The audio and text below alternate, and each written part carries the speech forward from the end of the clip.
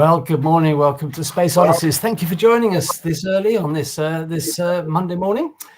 We're here today to witness what could be an historic flight of Blue Origin's brand new New Glenn rocket. And I'm joined this morning by Daz and Ian, who also got up early. How are you guys? Oh, lovely. Yeah. We haven't got up early. We haven't been to bed. You haven't been to bed? No, No, not at all. there's no point. Excited. You're too dedicated. That's your problem. Anyway, launch is scheduled for about 15 minutes time. There is, I believe, a 4-hour launch window, so we will see whether they actually managed to lift off at the beginning of the launch window. We hope so.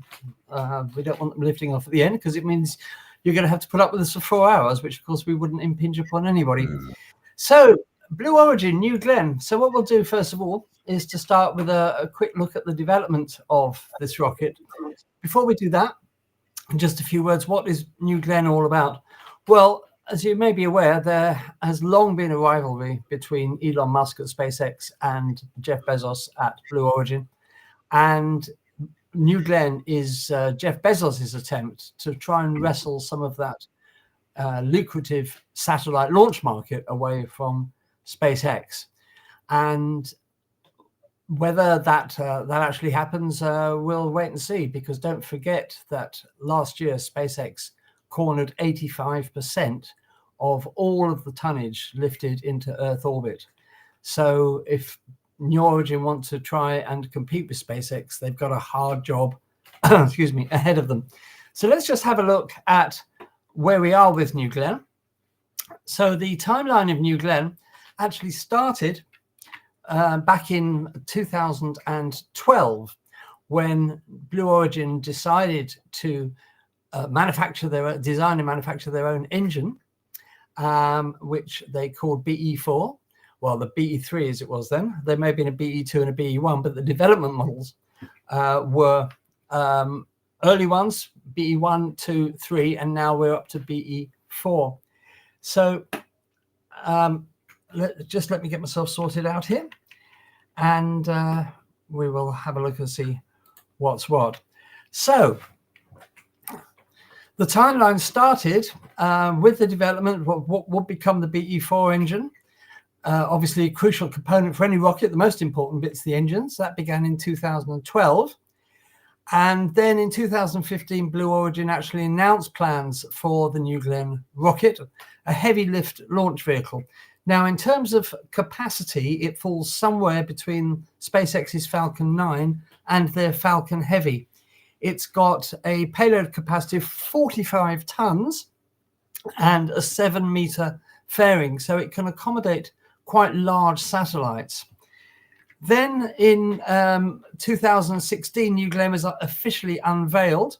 Initially, they had plans for a 2-stage and a 3-stage variant, but they've ended up with just a 2-stage variant. And the plan was that the rocket would be ready to launch for the first time in 2020. And obviously that didn't happen. But still in 2017, they were still saying that they were going to have the rocket ready for 2020. But it seemed to be moving along rather slowly. And for a very long time, there was very little news of what was actually happening with the New Glenn.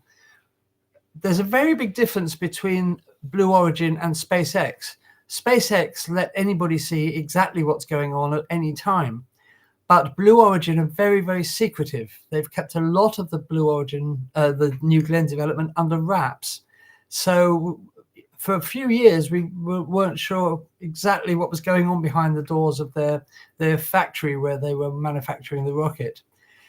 Between 2020 and 2024, there were some really significant delays, which kept pushing the launch back and back and back. The development of the BE4 engine went through a long list of problems and delays. ULA, United Launch Alliance, contracted Blue Origin to deliver BE4 engines for their new rocket, the Vulcan, and that was delayed and delayed and delayed. And then within the last couple of years in the factory, they've had a few disasters. They managed to crumple the rocket. due to a pressure difference between outside the factory and inside the factory. They've had many problems. They had an upper rocket section explode during testing, manufacturing problems, supply chain disruptions. So the whole thing has been delayed and delayed and delayed. And then in 2020, Blue Origin managed to deliver the first BE-4 engine to ULA that they were contracted to. This was obviously impacting on ULA because ULA had a lot of important military launches coming up that they were contracted to carry out, and the BE-4 was delaying their plans as well. So it all got a bit heated, but now here we are in January, and we're hopefully just about to witness the first launch of this this rocket. Guys, do you have any thoughts? Well, as you said, it's been a long time in the waiting. It's been mythical. As you know, I've recorded it. I've referred to it as the unicorn, because we never saw anything. I've just been watching on YouTube. There's some lovely images coming over. They've been using drones to scan up and down the rocket itself. They also showed images inside the fairing, so we could actually see the payload that they've got, the blue ring, which is a test bed, Right. which has tested its new technology. So yeah, there's some lovely views coming through. Oh, great. Guys, I'm going to have to leave you for 2 minutes because my video is slowing down terribly here. I'm just going to restart my computer Okay. cue that, so I will be back very shortly. Yeah. I mean, of course. I mean, as we said, what do you think, Ian? You looking forward to this? Yeah, definitely. Yeah, that crumping sounded a bit weird. I mean, the pressure difference must have been enormous to make that happen. But is that right? I don't know. It didn't Sorry, quite follow you've that. lost me there. What are we looking at? He was saying about the crumpling of the was the spacecraft crumpled or something? Something he said to me about. Oh yeah, Yeah, there you was something. understand. It was one of the oxygen tanks, if I remember right. Right, It actually collapsed, and that's what Andy was on about, that they had problems with the upper stage.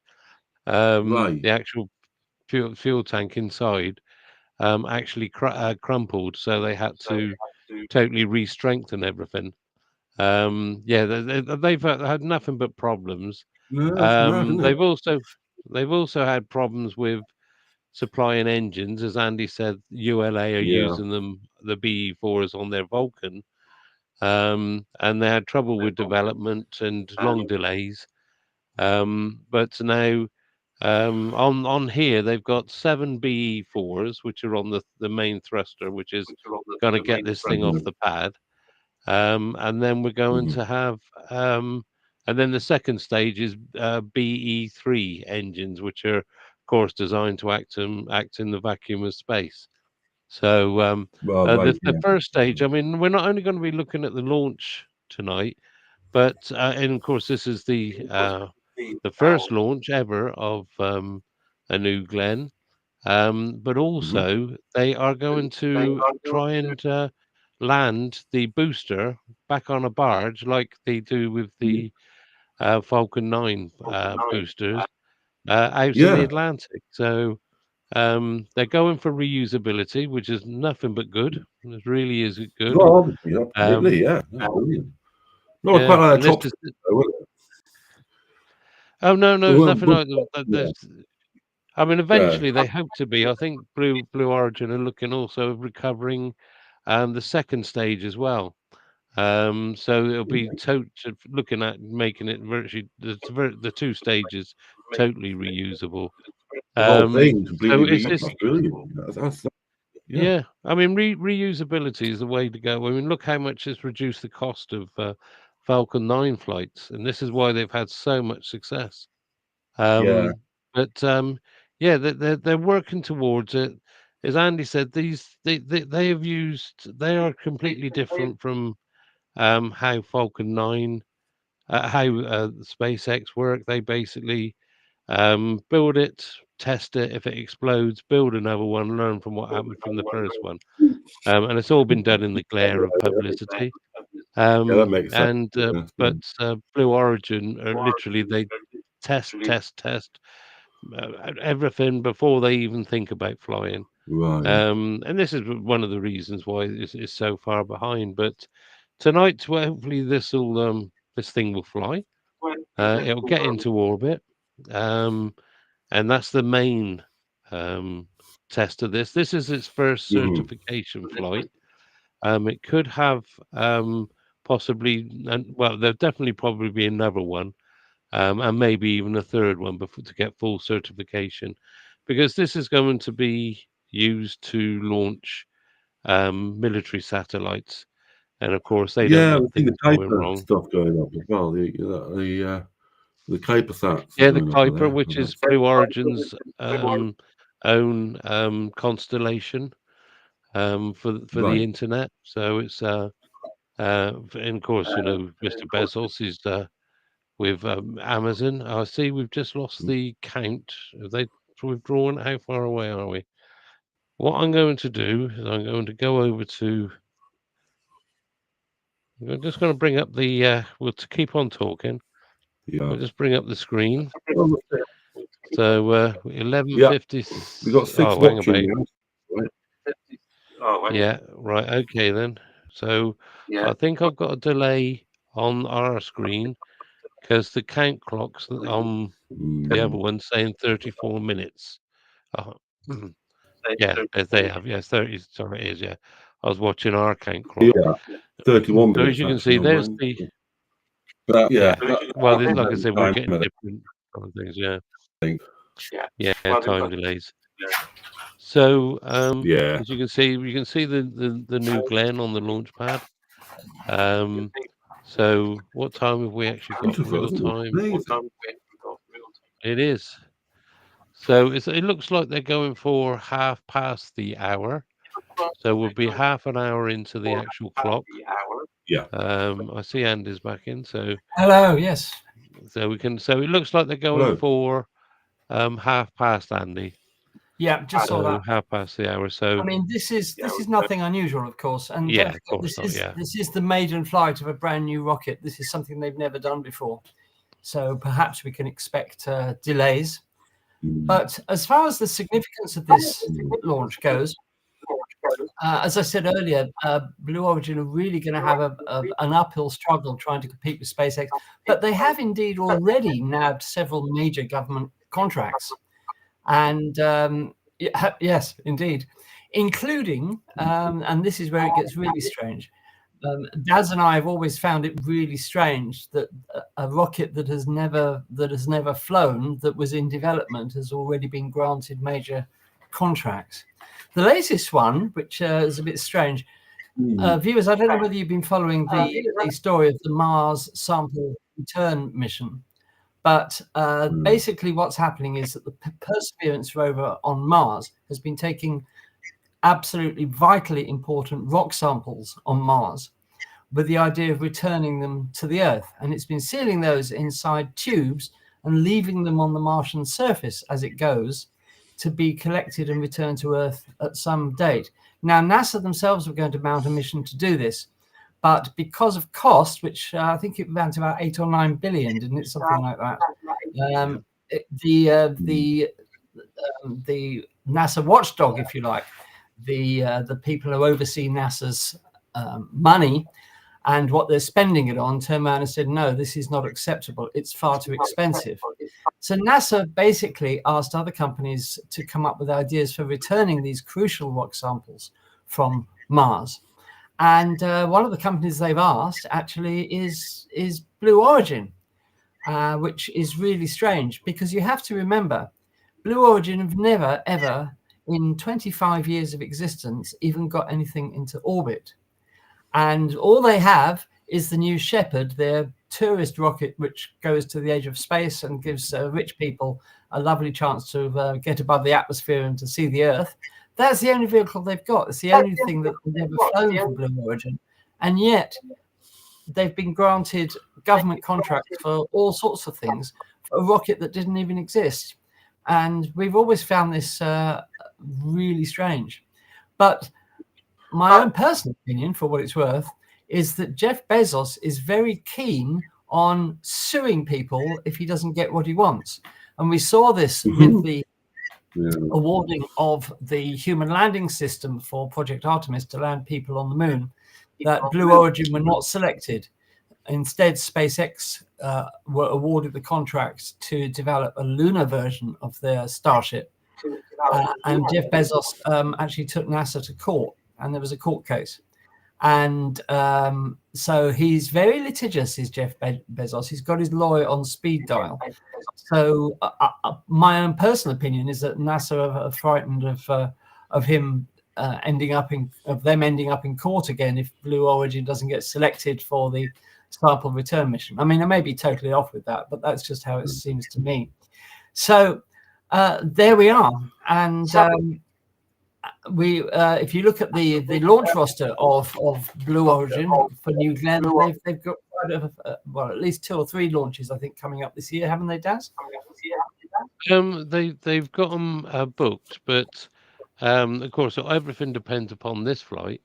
But they have actually, and I can tell you the numbers. Let me just give me a second. At the moment, in production, they have 7 second stages in production. 7, and they got 5 first stages, including this one, these booster stages. So they are planning ahead. Of course, like I said, it all depends upon the success of this one, whether or not they got to go back to the drawing board or anything. So they have started. I mean, this is what I've said. We didn't see anything for years. And now it seems like in the background they've been building them. Because, of course, when you look at Starship, they're knocking out Starships, by the dozen, literally a month. Yeah. So, it's very, very strange. But, so they have got plans. I think they're planning the next one will be in spring.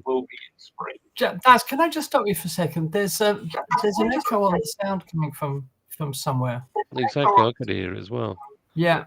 Ian, can you do me a favor? Can you just turn your volume down a little?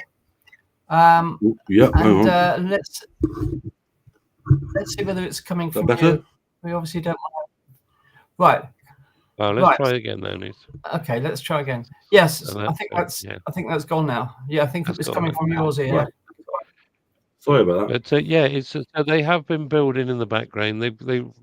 And this is one of the things, they're going to have to get the cadence going straight away. So that also means the engines.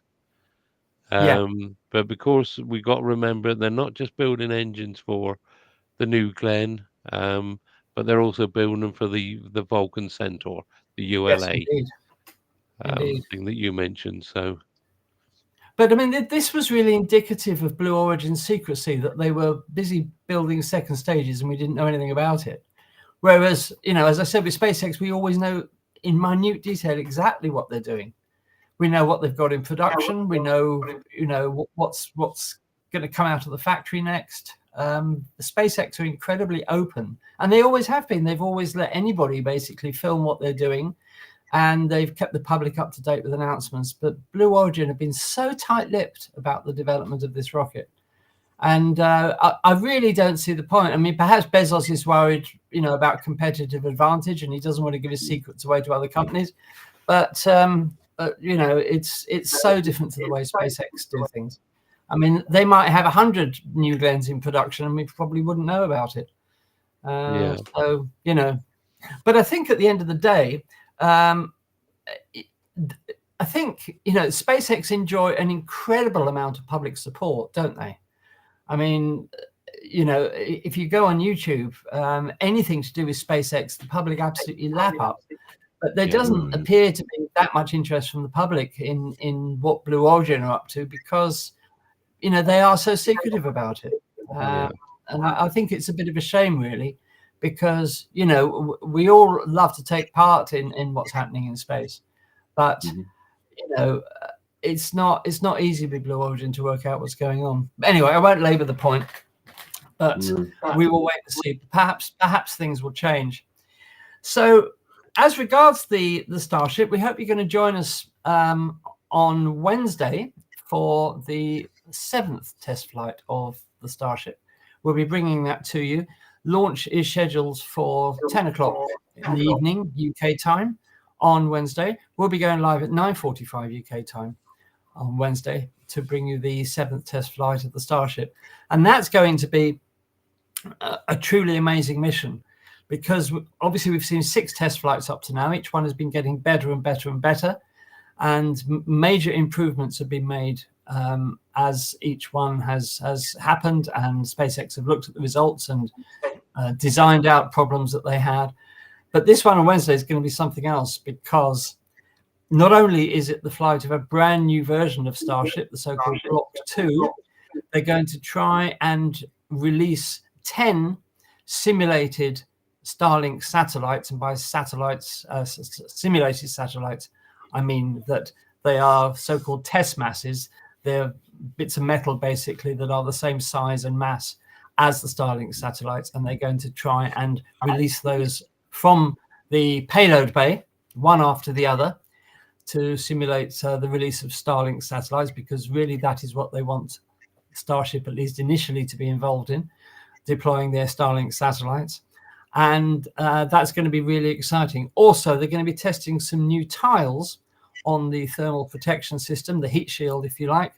And because they've had ongoing problems with the ceramic tiles that Starship has had, they're now going to be testing a patch of new metal styles on the fuselage. These metal tiles are meant to perform much better and withstand higher temperatures, and should therefore not cause so many problems. So also, right at the end of the mission, they're going to try and catch the super heavy booster with the launch tower again, with the chopsticks. They're going to go for that again. They failed to do that on the last flight because the launch tower lost contact with the Starship, and they're going to go for it again. So I'm sure Daz and Ian, we're excited about that one as well, aren't we? Yeah, of course. I mean, they've made so many changes, and I'm intrigued by these metal tiles for the heat shield. It seems a strange choice, but obviously they know what they're doing. Yeah. But I mean, we saw literally in the first re-entry, we saw that literally the wings, the little flaps that guide it in, were literally melting away. So it was very. I mean, obviously they've tested these things, but it's going to be absolutely fascinating. But also they've moved flap positions. They made them bigger, smaller. And that. So yeah, it's going to be interesting. Very, very interesting. Also on Wednesday, early in the morning, about this time again, we're covering a Falcon 9 launch, and we don't normally cover Falcon 9 launches because they've become so frequent and so commonplace that nobody really gives them a second look. But the mission on Wednesday is a little bit special. It's the mission is actually entitled Ghost Rider in the Sky, and it's going to be launching 2 rovers to the surface of the moon, the Blue Ghost rover and another Japanese rover. So that's going to be an exciting launch as well. So we hope you join us on Wednesday morning for the launch of this important mission, trying to put 2 rovers on the moon. So that's going to be another exciting one. So it's a busy week in space this week. I think for moon missions, we've got quite a glut coming up this year. We have. There's quite a few, so there's going to be some interesting things going on. Yeah. Building up towards the moon landings, of course, which is something completely different. But these are landers that are going to be testing everything for Artemis. So they're going to be intriguing. Yeah, they really are. They really are. Yeah, so we're just waiting for the launch of the new event. It's in about 20 minutes, hopefully. We're getting that echo on the sound again. Sorry. Yeah, I've even turned my sound microphone down. I don't think it's coming from me. So yes, we're looking at about 20 minutes. as I said earlier, this is the first launch of a brand new rocket. We don't know what's going to happen. The launch window lasts for 4 hours. We obviously don't want to be here for 4 hours, much as we love being with you viewers, of course, honestly. But even so, we hope that it's going to lift off in about 20 minutes. The other thing I was going to say about this is that if Blue Origin can manage to corner a section of the heavy lift market, 45-ton payload capacity is classed as a heavy lift rocket. It will perhaps be very interesting to see the new contracts that they get. But of course, the big determining factor is the price. Now, we have no idea what Blue Origin are charging their customers for a launch on New Glenn. It's meant to be about the same as a Falcon Heavy launch, but we really don't know how much they're charging their customers. They have to be competitive, of course. If they don't charge their customers the same or less than SpaceX, they're going to have problems. Because after all, SpaceX are a reliable launcher. The Falcon 9 rocket, for example, has got a 97% success rate, I think, something like that. It has proved to be the most reliable satellite launcher in history. It's not the most reliable rocket in history. That goes to the Soyuz spacecraft, which has been launching since the 1960s. But the SpaceX Falcon 9 as a satellite launcher has proved to be the most reliable in history. And obviously customers are flocking to SpaceX because of the low price and the reliability.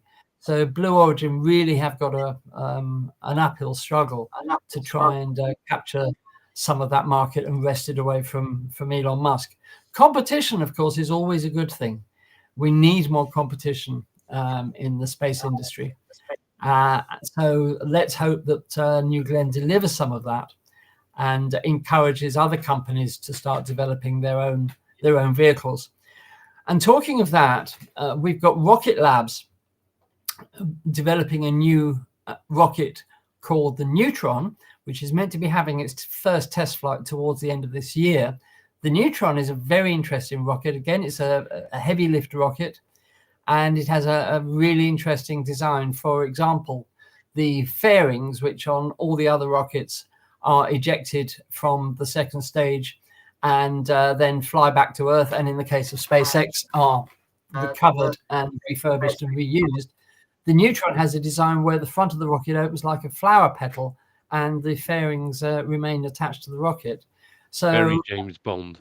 Yeah, very James. Yeah, I mean, when I saw that, I thought this is You Only Live Twice all over again.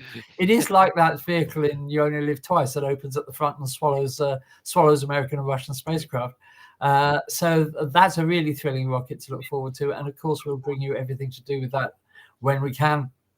So, I mean, this is going to be an incredible year in space as far as new rockets, rocket launches, space missions, and we hope you'll stay with us through all of it here on Space Oddities, where we'll bring you whatever we can. So how are we doing for time? So we're looking at 17 minutes before launch. Obviously nothing much happening. We see some venting going on with the rocket, and that's about it. Any thoughts, Daz? Well, as you can see, if you look at the base of that booster and the fins, they're a different color. And also at the top of the booster, you can see the ring of different color. Now, that is the thermal protection we were talking about earlier. Yeah. And they're expecting that thermal protection will actually protect the engines and everything else and all the other components. The white bit in between, of course, is the tank. And what they're hoping to do is that thermal protection will help them with their reusability, because they're thinking that they've tested it to the nth degree. They're confident that it's going to work with very little damage, and they think that it will literally have 0 to very little inspection required before it's used again. I think I've said already before, they're looking at a 16-day turnaround of these boosters, so that they reckon that they can have them back up and flying in 16 days.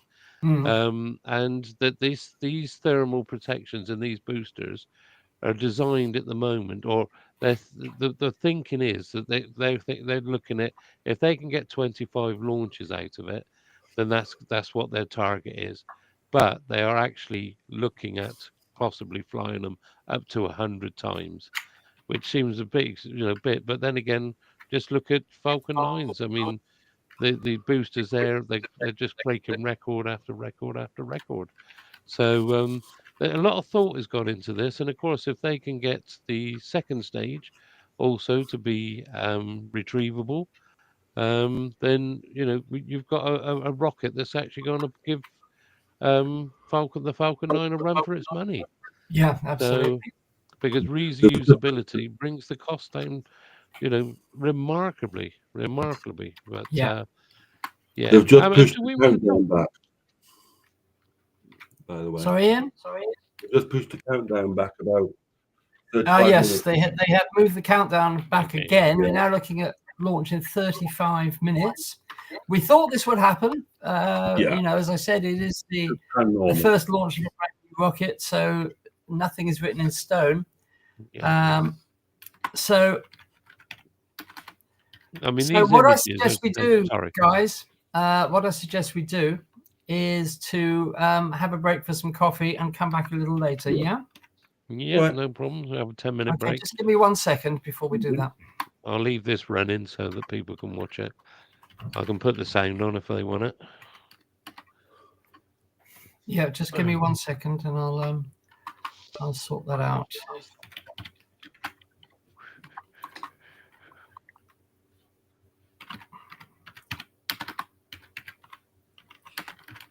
Yeah, so we're getting to the sharp end now. So what is the actual time? So the Hopefully window's been Wednesday. open 17 minutes now. Hopefully the weather stays good, so that's the other thing, of course. Well, another thing with this is that actually I should have is because they use a different fuel from the Falcon 9s. Is that whereas with the Falcon 9, if there's a delay, they have to sometimes they have to empty all the tanks again and just start a refill. But apparently with the Blue Origin, because it's a different fuel, which I'm not sure exactly what fuel it is, they can actually sit on the pad for the whole 4 hours or 3 hours or whatever it is without having to be refilled, detanked and refilled. Yeah. Because it's a different makeup. Let me just have a look, see what the fuel actually is. Does it say?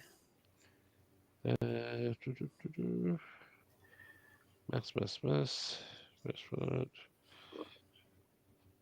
Propellant is LOX and LH2. Yeah, it's basically liquefied natural gas. Yeah. So it's sort of like methane, but not exactly. Not methane. What do they use for the other one then? What do they use in the other one? Falcon 9s, they use methane. Right. So this is sort of like a natural gas. No, with the Falcon 9, it's a refined type of aviation fuel, isn't it? Starship. I'm thinking of the Starship. And the Falcons use. I'm thinking of the Starship. I do apologize. It's basically like aviation fuel. Yeah. And liquid oxygen, of course, is the oxidizer. Okay, well, what we'll do, we're going to leave you briefly while we get a coffee. So we're now looking at 32 minutes from now for the launch. So we will be back shortly. So I'm going to turn my camera off here. And I'm also going to restart my PC again because I don't know what's wrong with my PC this morning. It's just running very slowly. So anyway, don't go away, viewers. We'll be back in about 25 minutes. And we will, of course, keep an eye on the countdown just in case they bring it forward. But that looks unlikely at the moment. So we will be back shortly.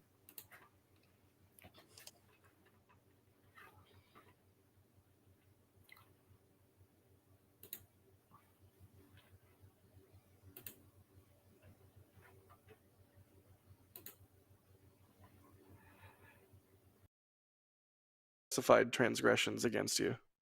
Yes, absolutely. So where we are, 30 minutes again. 30 minutes again. 31. I'm getting 31 minutes. deja vu. I feel like we've been here twice before. Do you think? Oh, yeah. Do you think this is real this time? What do you think? That's the thing is they're gonna like fake us out so many times. We're like Charlie Brown with the football. We're just not gonna believe it when it's actually comes time to see this thing launch. I mean, we're now, what is it, 52 minutes into the window, so we've got 2 hours and 8 minutes to go of free space if they want to push any further. So there's probabilities, there's more window left than isn't left, shall we say. That make of that what you will. I don't know. Great sentence. I'm just looking forward to the launch, man. A+ sentence. That's the funniest thing about this. The more they will delay into this window, the less cohesive our commentary will be. So I feel like if they push all the way to the end of the window, this will be a mess. Rocket good. Rocket good. Rocket good. Countdown advancing. Go ahead. Yeah, it's a thing, but we'll hopefully at some point pass that. I think the big point that we are looking for here to pass is that T-minus 10-minute polling, and then the T-minus 4-minute terminal count, because they end terminal count at T-minus 4 minutes. From what we suspect, that might also be their recycle point in case of like an in-terminal count abort. But we will see what exactly that is. But that's somewhere where we want to reach. Once we get into that window, that's where we will see a lot of action items in short succession. We will talk about them once we are there. We'll cross that bridge when we arrive at that bridge. We will indeed. Under 30 minutes. Under 30 minutes. Again, hopefully this is the real under 30 minutes, but you never know. And as Ryan said so eloquently, there is more left in the window than there is more time left in the window than there is not left in the window. In the window. Yeah. Okay. Yeah, thanks. Perfect quote. Yep. Can you tell it's late for every one of us? It's always a good sign when it's late for all three of us and we are in 2 different continents. Yeah, it's like you threw a dart and you simultaneously hit 3 dartboards on like different sides of the bar. Let's see. I'm gonna thank some people. Nigel, thank you so much for gifting 5 red team memberships. Adarsh, thank you so much for the super chat there. Rick, thanks for the store purchase. They got a polo shirt and a flag. Adrian, you're a polo shirt person, aren't you? In the summer. In the winter, I'm a hoodie person. It's depending. I'm wearing, actually, my BE4 hoodie right now. I'm not sure if we can display that right now, but I'm actually wearing our Thrust Collection BE4 hoodie. There you go. Nice. Which is very fitting for this day. I'm actually leaning into the wrong direction. There you go. There you go. Great job. You have the one in color, too, which is sick because the nozzle is blue. Yeah, I think I actually ordered the Raptor one in grayscale, but the blue one I had to order in blue because, well, it's such a signature color for that company. I feel like it would have been weird to have that in grayscale for me. Yeah, so that's why I decided to go with that. Again, it's a comfortable hoodie, and it's winter out here right now, and then I have that window next to me leaning, so there's some fresh air coming in. Nice. Chimkin, Rice, Nuggy, thank you for the support there. They say, no scrub, please. I hope the new Glenn succeeds. Andrew wants bigger mugs and canned space bacon. That's the second comment requesting bigger mugs again, Adrian, which I'm sure you know are, for some reason, very popular. I know. They will not. I will not cross that bridge today. All right, Darren, you'll cross that bridge when you get to that bridge. To that bridge. Yes. Darren, thank you for becoming a Pad Rat member. Steven, thank you for the store purchase. Bose, thank you so much. They say, hey, dudes, what do you think will be the first 100-ton plus payload on Starship or any rocket? I'm going to say, ooh, that's a good question. Some sort of large pack of solar panels for a in situ resource utilization thing for Mars or the moon. That'd be my guess. Oh, let's go to Ryan for some marine and air news. Yeah, so we're just keeping an eye. I'm not going to make any accusations, don't worry, we don't need to get the lawyers ready, but there is a helicopter out here circling over the ocean. This is one of NASA's Airbus EC-25 helicopters, which is... NASA uses this for everything, right? They slap cameras on the front of it, so those beautiful long-range tracking shots, say with Starliner, when they go in circles around the pad, that's one of these helicopters. And it is just hovering, going in circles in the ocean over what could be some wayward boats, potentially. We're not 100% sure, but this is a potential scenario. You see, it flew out of the shuttle landing facility, did a little bit of looping here, then came out, then went back in, and it's done some more looping, and now it's down here doing some more looping as well. So maybe they're trying to shoo someone away, out of the way of the New Glenn launch path. Maybe, we're not 100% sure, but that is certainly a possibility. Nothing confirmed though, but we'll keep an eye. It's also, I think, something that we have to, when we talk about these closures and these marine hazard zones, sometimes you are allowed as a rocket company to proceed with a countdown if the vehicle shows speed and intention to leave the area before the countdown would arrive at that point. So they're smart about this. They are not like, as long as vehicle in that area, it's always red. It's more about establishing communications with them and making sure, like Ryan said, like if there's, for example, a boat there, that helicopter right now tries to signal them, by the way, you shouldn't be here. And, I love the idea of the pilot just having his hand out the window, trying to do hand gestures to get the boat out of the way or something. I don't know, but that's just what I imagine in my head. I'm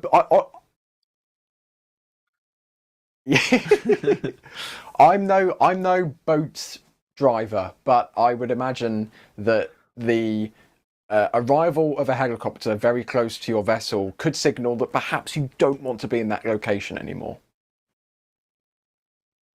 Oh yeah, we said boats driver. I'm not destined for the Royal Navy, Jack.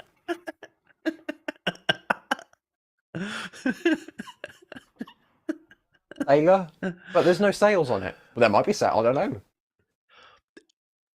This is we need a timeline at this point of slips of the countdown with weird quotes that have appeared then. We're going to do a scientific study of the correlation between NSF commentary going off the rails and New Glenn timeline slipping, and they're going to directly correlate and meet in the middle.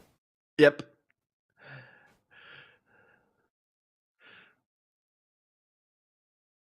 Yeah, probably. You're fine as long as Kevin didn't put a counter in the top right yet that flashes when you call him Sawyer. Suddenly a flash card comes off that's the third time. So yeah, that's a thing.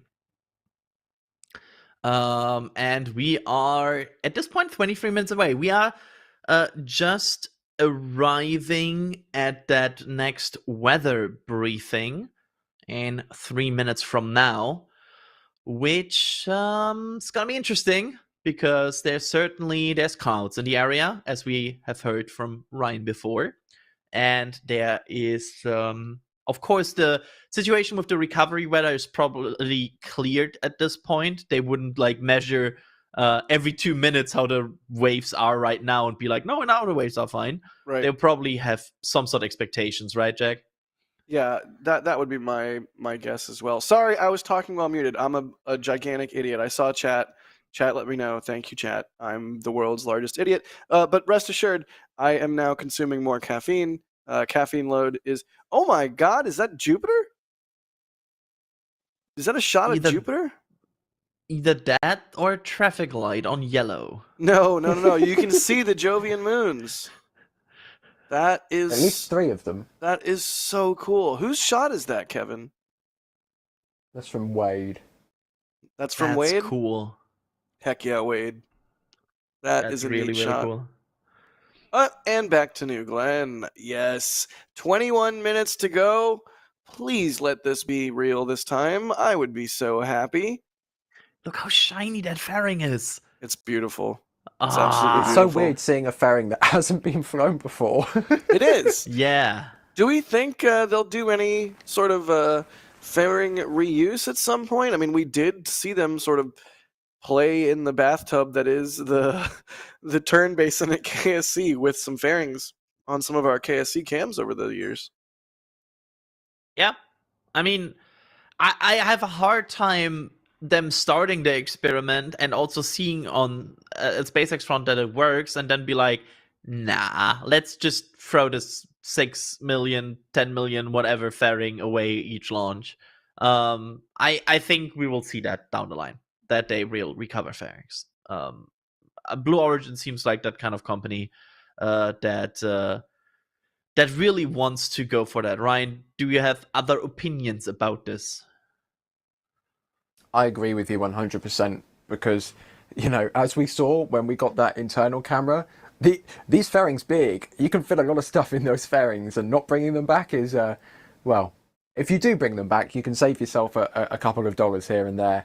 And I'm sure after all of his investment into Blue Origin, Jeff Bezos wouldn't mind getting a little bit back on his monumental investment with this company.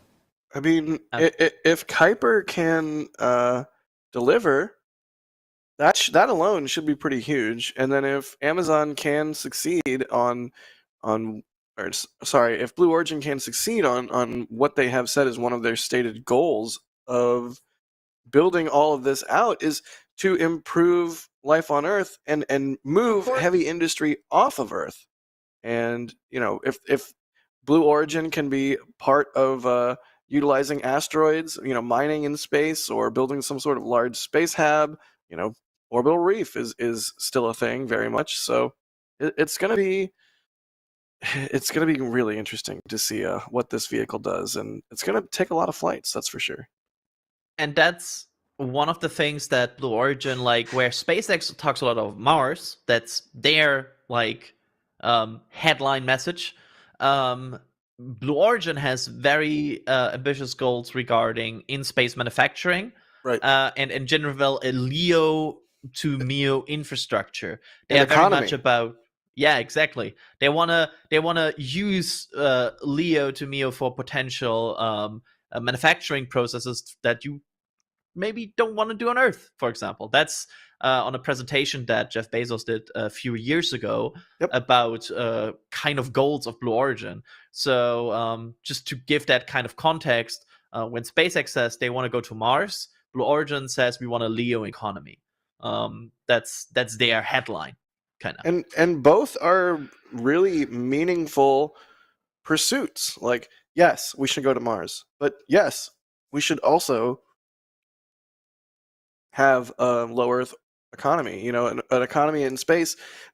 Sorry, we should mine asteroids and build stuff in space that's bigger than what we can build and launch from the ground. We see the orange light again in the top left. Yep.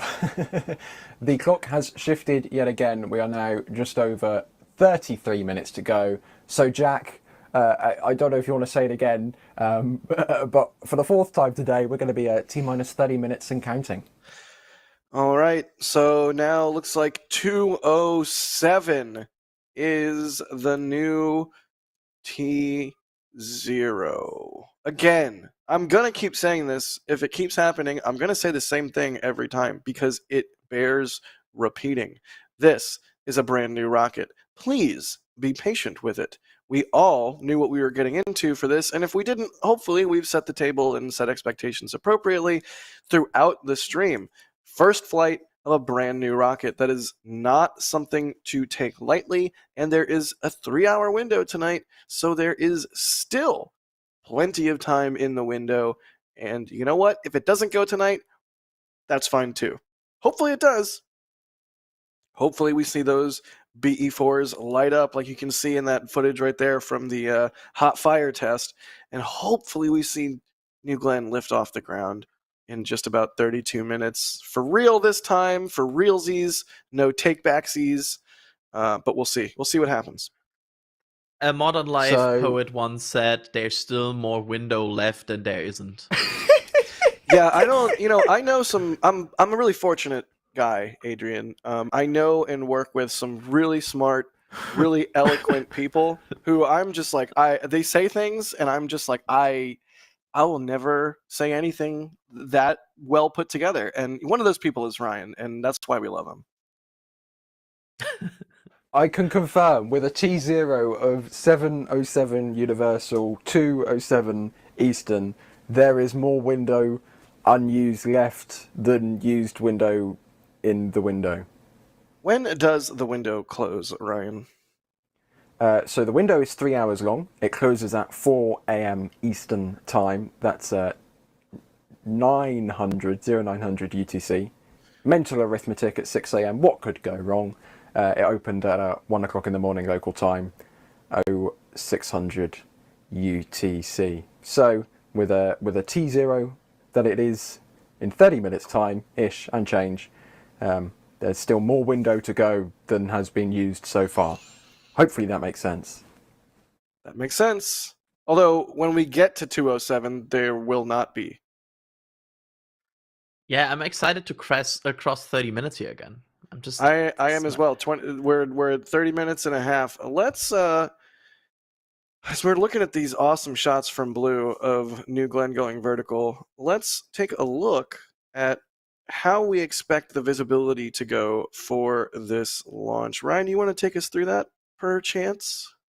Yep. I mean, I was the person who made the graphics. So as New Glenn ascends from the pad within the first minute or so, those in the Cape Canaveral area, Titusville, Melbourne, that general vicinity, Daytona maybe, as we get a little bit more north, passing through 1 minute there. And as we approach 2 minutes, it's going to be Orlando, Tampa, and as we approach 2.5 minutes, Miami, Fort Lauderdale, all of those areas as well. If you have clear skies, look northeast, southeast, or east, depending where you are on the Floridian Peninsula. And as we look in all directions, but don't look to the west. Mostly and it's about east. Yeah, yes. If you see New Glenn in your west, if you're in Florida, something went wrong. And as we get to T plus 3.5 to 4 minutes, if you're in the Bahamas, look north. You might be able to see it. North Don't to look northwest, west. maybe northeast. Don't look west. Oh my goodness. All right, let's keep on rolling here. 29 minutes to go. You can see a shot from the field there. D and Max just dealing with the cold. Bless them. I know Julia's out there as well. So Yep. The team out in force. I know we had some shots from Wade earlier that shot at Jupiter. So we are not pulling out, or we're not keeping in any stops. We have pulled out all of the stops. So I love yeah. how we very graciously sent Julia off at T minus 13 minutes, which was about 40 zeros ago. Yeah. Get your cameras ready, and well, they're still sitting out there, but fingers crossed this is the for realsies this time. Well, new rocket things, guys, new rocket things, but we wouldn't have it any other way. It's the way it goes. I'm going to thank some people. How about that? Yes. Scaly Fluffiness noticed, or they super chatted. Thank you. They say notice that the manufacturing quality of the mission patches is declining quite dramatically with each new one of the last 3 patches. I don't agree with that. I mean, maybe send an email to the store team with a picture, but I think they're getting better with each release. I'm not just saying that. I really think they are. We take those seriously. Yep. Ben, thank you for grabbing a Flight 7 patch. They say, love your work. Been watching since SN8 was moved to the pad. That's awesome. Wickedish, thank you for the support. They say the more the merrier when it's all about all of us, when it's about all of us getting ready towards colonization. Heck yeah. Jackson Williams, thanks for the support. They say, how does New Glenn's tech stack up against SpaceX, and could it shake up the space launch industry? I certainly think it'll contribute to shaking up the launch industry. I think New Glenn very much is this. Will it immediately start to challenge the incumbent SpaceX? Probably not. SpaceX is in a very, very dominant driving seat right now in terms of launch capabilities. That to challenge that will take time and also some stumbling from the incumbent, if it ever happens. However, we are in a situation where a lot of contracts, especially governmental contracts, are given to two parties because they want to be independent from just one rocket company. We have a lot of 60-40 or 50-50 contracts. And if you're right now one of these companies that gets these 50-50 or 60-40, you get the kind of the second share.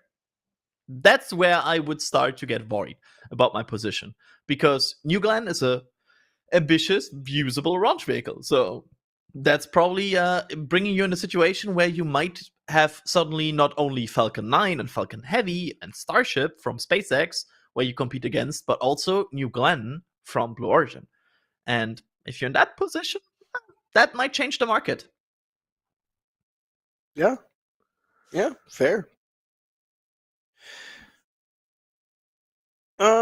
Casey, thank you so much. Chaos Crafter, thank you for the support. They say hi from us. Wanted to say a delay is always good news. The alternative is a no-go. I mean, nice if they don't have issues, but better for a delay than a stop. Absolutely.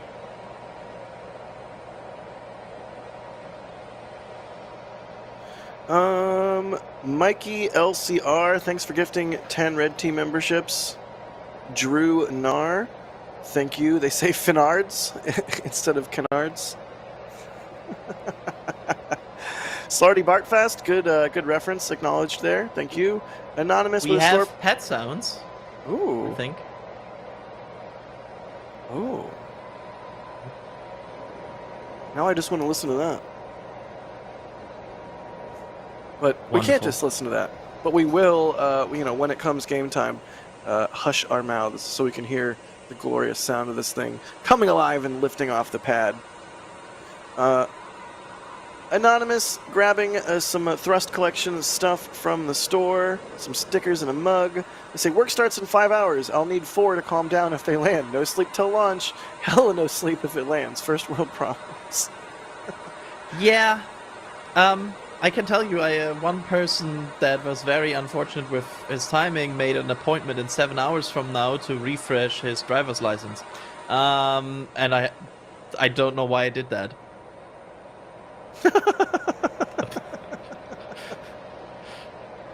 Yeah, I also have no idea why.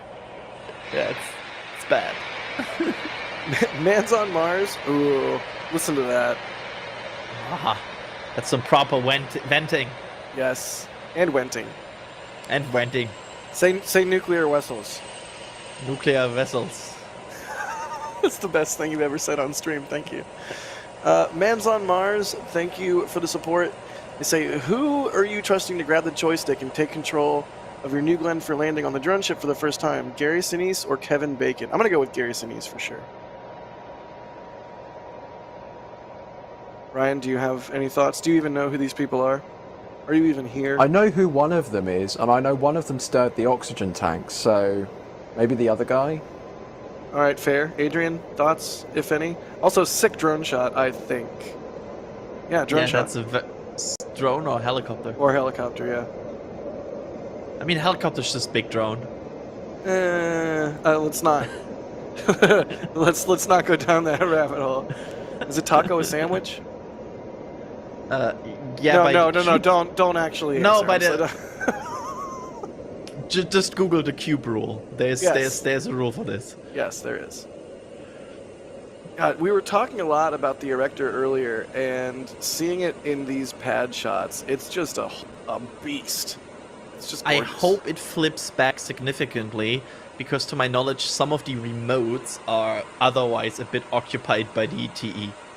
Because I think some of them are in the direction of the TE and the other, and if it doesn't flip away far enough, it's just a shot of the TE. Right. Yeah, we'll see. Fingers crossed. God, what a beautiful machine. Yeah, it's gorgeous. It's really up there with one of the most beautiful rockets ever. Yes, I said ever. I mean, I don't think I disagree. Ryan, do you disagree? Most beautiful rocket, one of the most beautiful rockets ever? Nothing will top The Ares 1X. I He knew it was coming. He knew it was coming. Yeah, I really He knew at it the was moment coming. you asked, I was like, you he just fell into that trap. He fell into it. Oh, that was beautiful. That was beautiful. I'll just have to live with myself after this, I suppose. You walked into a trap. But yeah, hopefully the Erector does throw back a good amount, and we can get some sick remotes from that spot and all the other spots that teams were allowed to put them. And the best place to keep track of the remotes when they come in and see them is on the NSF socials. So follow us on all the socials.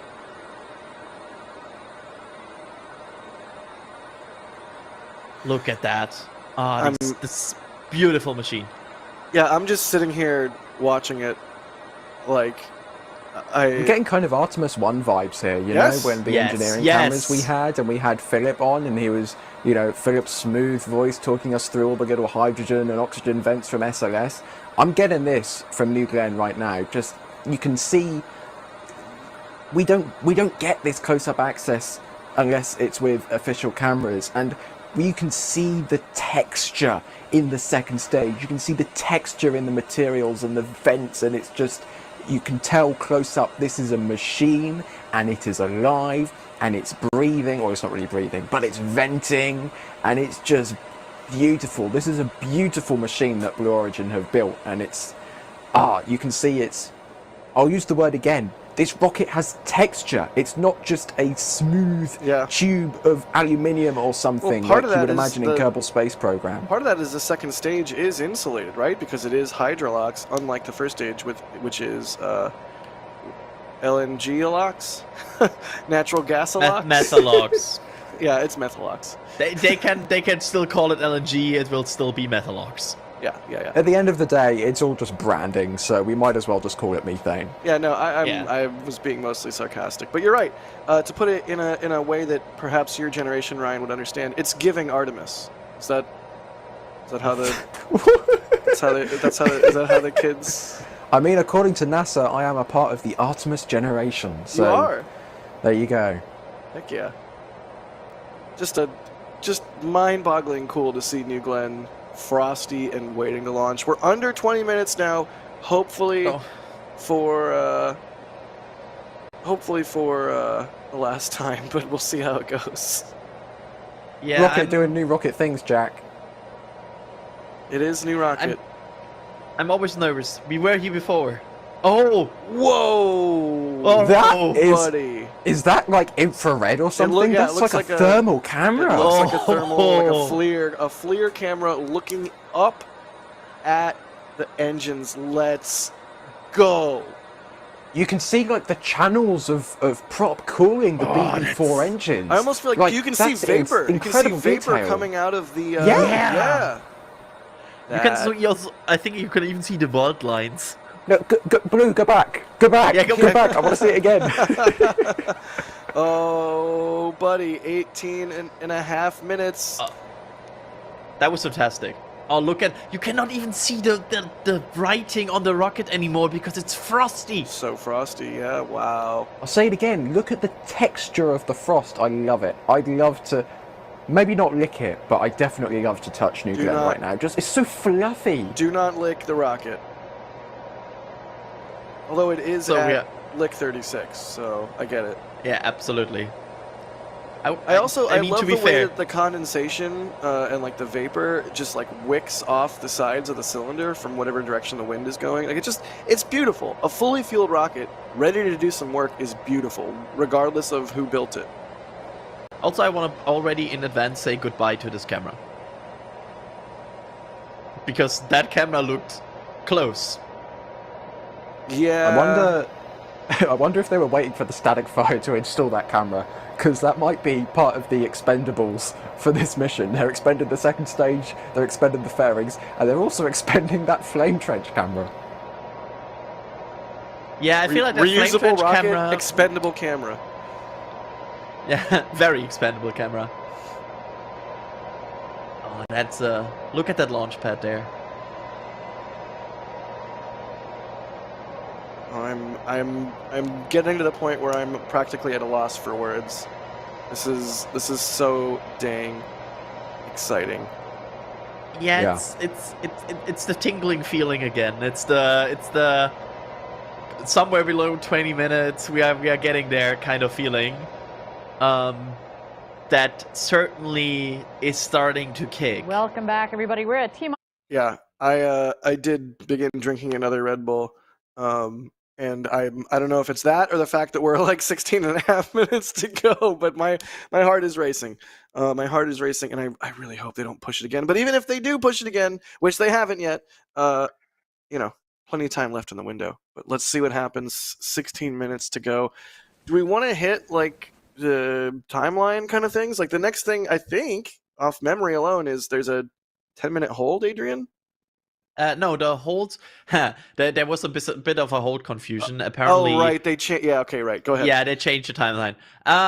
So what happens next is that we have a T-minus 10 minutes. We have the go no go poll, which will basically be a final check of every polling station, checking if everything is good to go. And then they will proceed into terminal count. Terminal count will start at T-minus 4 minutes. That is where the whole terminal count sequence starts. At T-minus 2 minutes and 30 seconds, they will start to pressurize the tank for flight pressure. BE-4s need a specific flight pressure at a specific temperature to operate. This is what they want to achieve there. At T-minus 90 seconds, the vehicle will transfer to internal power, meaning the pad systems will no longer supply all kinds of supplies to the rocket. The vehicle will all take over itself. The water deluge system turns on at T-minus 20 seconds. It's a quite beefy deluge system, as we have seen on footage from Blue Origin in the past, so get ready for a lot of water. And then the autopilot, or kind of like an auto steering system, will also enable at T-minus 20 seconds. And at T-minus 5.6 seconds, that is the moment where the engine ignition happens. And once these 7 BE-4 engines are confirmed healthy, good looking, and everything is looking good, they will release the hold down clamps and send New Glenn off. I can't wait. 14 and a half minutes. Yep, we are certainly here. All right, so we are arriving. One thing I do want to point out is if you are in Florida and if you are watching our stream and you are planning on trying to see this in person, keep in mind that visibility map that we've shown several times in terms of timing. Remember, look east, and also use the most accurate clock that you have. If you have a smartwatch, often those are like digitally updated on a regular basis, so that you're going to have essentially an atomic clock on your wrist, so you know that it's accurate. Same deal with your phone clock; should be basically 100% accurate. So there could be a delay in the stream here. We try and make that delay as little as possible, but fact of the matter is, use a real clock. We might pull our T0 clock here close to like 30 seconds to go, because we don't know quite exactly what our delay is versus the blue stream and all that stuff. So just, be vigilant. This is all new. We're all learning at the same time together. And oh my God, 13 minutes to go. Adrian? If there's one thing you learn from today's stream, if you're in Florida, please don't look west. Unless it's a Starship launch. It's on the light of the 5th day. You have to look there. Wow. I had to get it in. It's all right. I forgive you. Thank you. How are you feeling, man? You and Harry are like the two closest followers of Blue Origin, I think, at NSF in particular. Like, how is Adrian doing right now as we approach 12 and a half minutes to go? About 110 heart rate. Doing not nervous. I feel excited. I feel like I have set my expectations properly. I'm kind of in a very situation where I'm like I feel like I'm expecting a launch, and everything after that is for me bonus. And I feel like I did a good job in in getting to that situation where I'm like, I'm not overly hyped. I'm in a good state. But of course, that will drastically change, I think, once I see these engines ignite. It's gonna be a treat. We are 100 seconds away from what should be the T-minus 10-minute polling, which we hopefully get from Blue Origin. Yeah, hopefully we'll be able to hear it, and we'll do our best to not talk over it. Hopefully Blue shows it, and we can hear it and see it, because the iconic polling in spaceflight is always a treat. And it really, once the poll happens and everything polls go, it's like that's when you know. You get the feels at that point. Yeah. Ask me how I feel again after that poll is go. Okay, no, Like that's a good comparison. We'll do that. Yeah. Oh my god, 11 minutes to go, you guys. Oh, I hear sound. Yep, I hear pad sound again. I like that. Please show the poll. In 1 minute, that number will be a single digit. Oh, buddy. Oh. We're closer than we've ever been. It's going to be a bright future. 2025 is going to be nuts when it comes to spaceflight, and this is just the start. That's what a treat. I know I'm right now still contained, but if this thing ignites, I will just jump through my room. Maybe like put a pillow on your head or something. Yeah, like, wear a helmet. Like cover the floor. Yeah. All right, let's listen for that poll. Hopefully we get to hear it. As soon as I hear a voice, I will be silent. Right. We don't know that we are going to hear it, but we're hoping that we will. Yeah. Come on, show it. In the meantime, I'm quite happy with beautiful rocket views.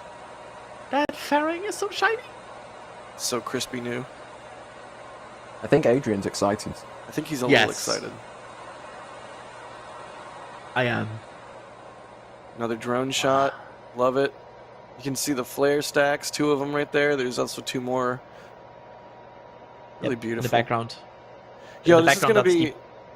That's the pad. In the background is the pad flare stacks, and in the front is the launch pad flare stacks.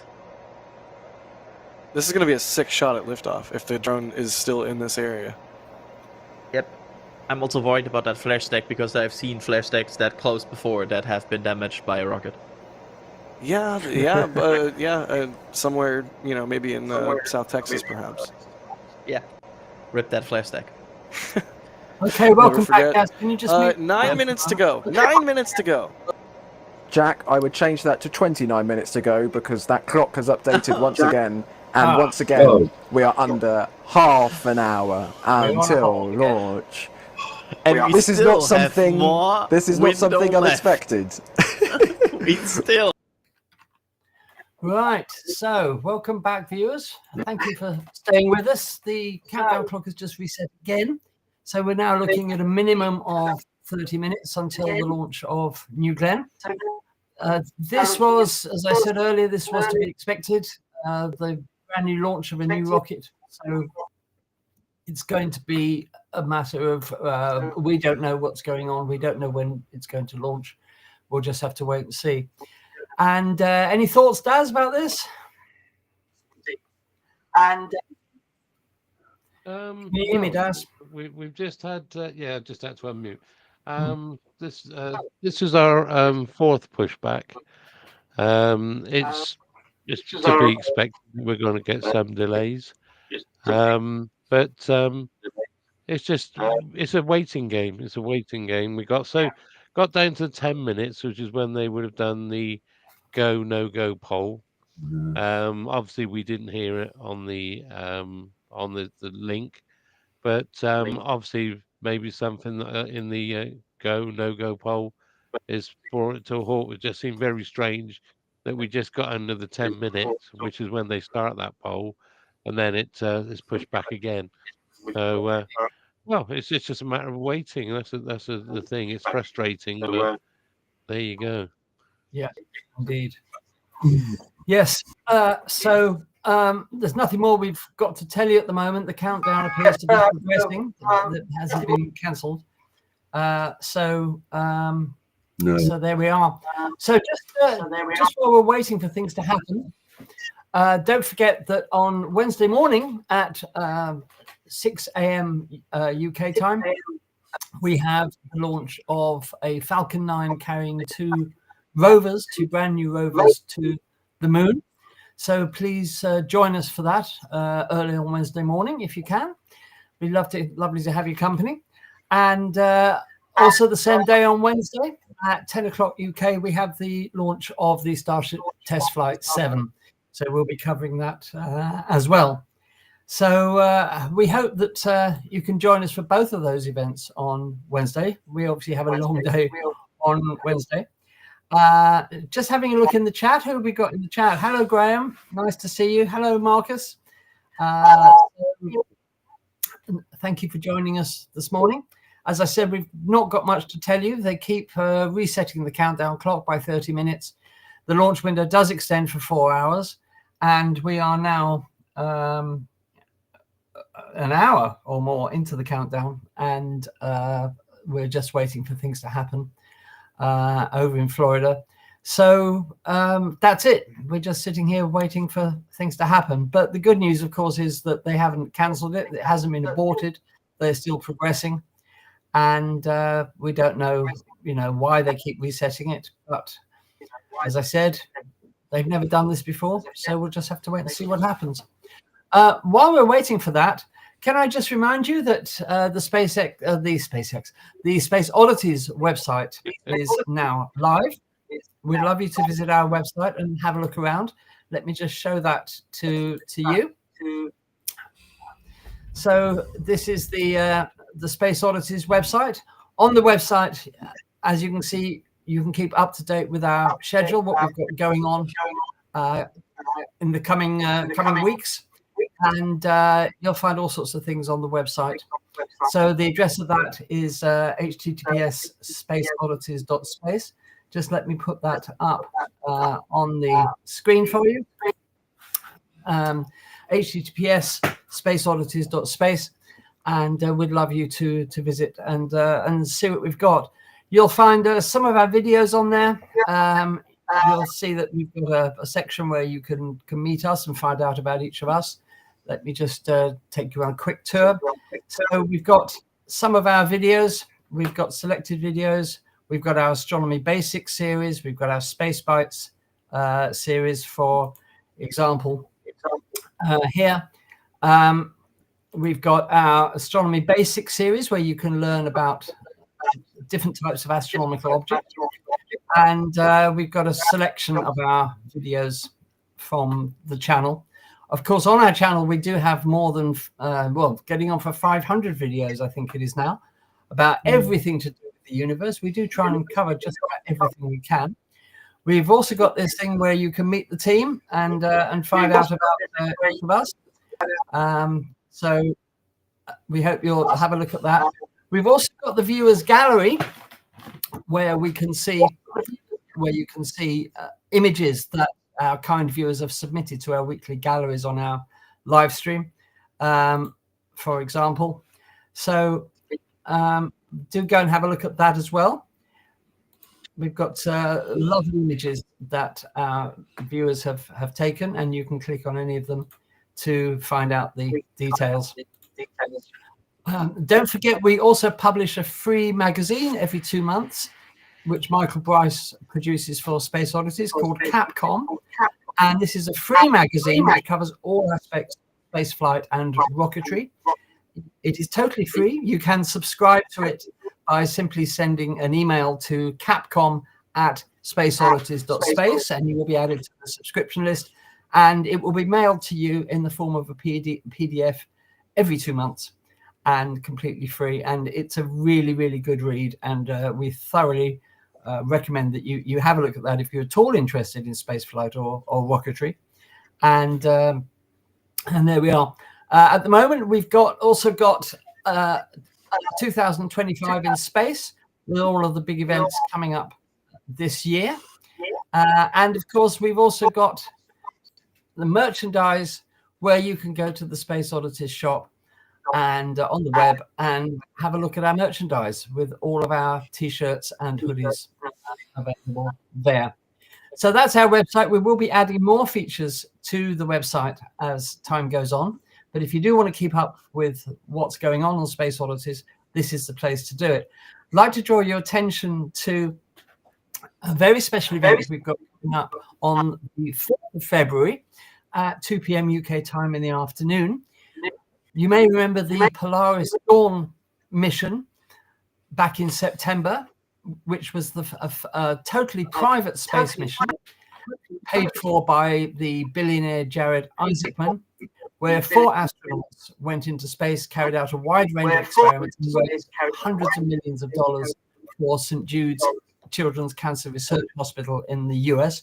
Well, what we're doing, we're getting 2 of the astronauts, Anna Maiden and Sarah Gillis, together live with 4 schools in the UK for children to ask their questions. And we're really looking forward to that. And the idea of this event is to inspire the young minds of children and teach them that they can literally reach for the stars. So we'll be joined by 4 schools in Yorkshire for that, and they'll be asking the astronauts their questions live on Space Oddities. And that's on Tuesday, the 4th of February at 2 p.m. in the afternoon UK, and it'll last for an hour. So if you've got any youngsters that are interested in space flight, that might be a good thing for them to have a look at. Obviously, it's the middle of the afternoon and people will be at work, and obviously the children will be at school, but it will be available on the channel to watch afterwards. And this is a very special event, and we're very grateful to the Polaris project for working on this event with us.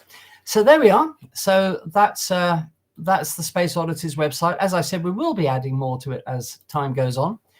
We hope to have an events calendar soon and all sorts of other things. But for now, that's what we have on the website. So there we are, https spaceoddities.space, as I said. And we hope you'll go and have a look. We're always really happy to hear from you, of course. So you can email us anytime at spaceoddities.space by using the email address info@spaceoddities.space. And we're always very happy to hear from you. If you want to write to us about anything, that's the email address to use. So how are we looking for the countdown? I suppose it's still ticking down from the latest 30 minutes. Yeah, it's just under 20 minutes now. Right. Okay. Well, we'll keep on that. It does look like they're cooling the engines or the bell housings as we normally do. I don't know if you've got the image up yet. No, it hasn't come up yet on your stream. But they're showing the engines, a view from underneath, and you can actually see vapor in the bell housings of the actual rocket engines themselves. So it's cooling them down. So, okay. All right. So, well, it's just wait and see, basically, isn't it? I guess. Unfortunately, yeah, it's they want to make sure this is right. I mean, we've waited long enough. Yeah, they're just taking their time. They, making sure all their ducks are in a row before they actually try to launch this thing. I mean, one thing we haven't really mentioned as much is about the actual recovery of the thrusters. No, that's right. Because they're going to be they're going to attempt a landing on a barge, the same as the Falcon 9s do. They're going to try a landing on a barge. The barge is actually called Jacqueline, which is named after James Bezos' mother. And just as that, I mean, they've never tried this before. All they've ever done is simulations. So it's a bit of a gamble. As we said, the main part of this flight that they really want to get right is to get into orbit. Because as I said before, this is a certification flight. It's the first. It may be the first of 2 or maybe even 3, because this is going to be launching military satellites. So they're going to want to make sure that it's quite that they can actually get into orbit. The catching of the booster is sort of like a secondary goal if they can actually achieve it. And because it's sort of like a bit of a hit and miss, they've actually nicknamed the booster. So you're telling me there's a chance.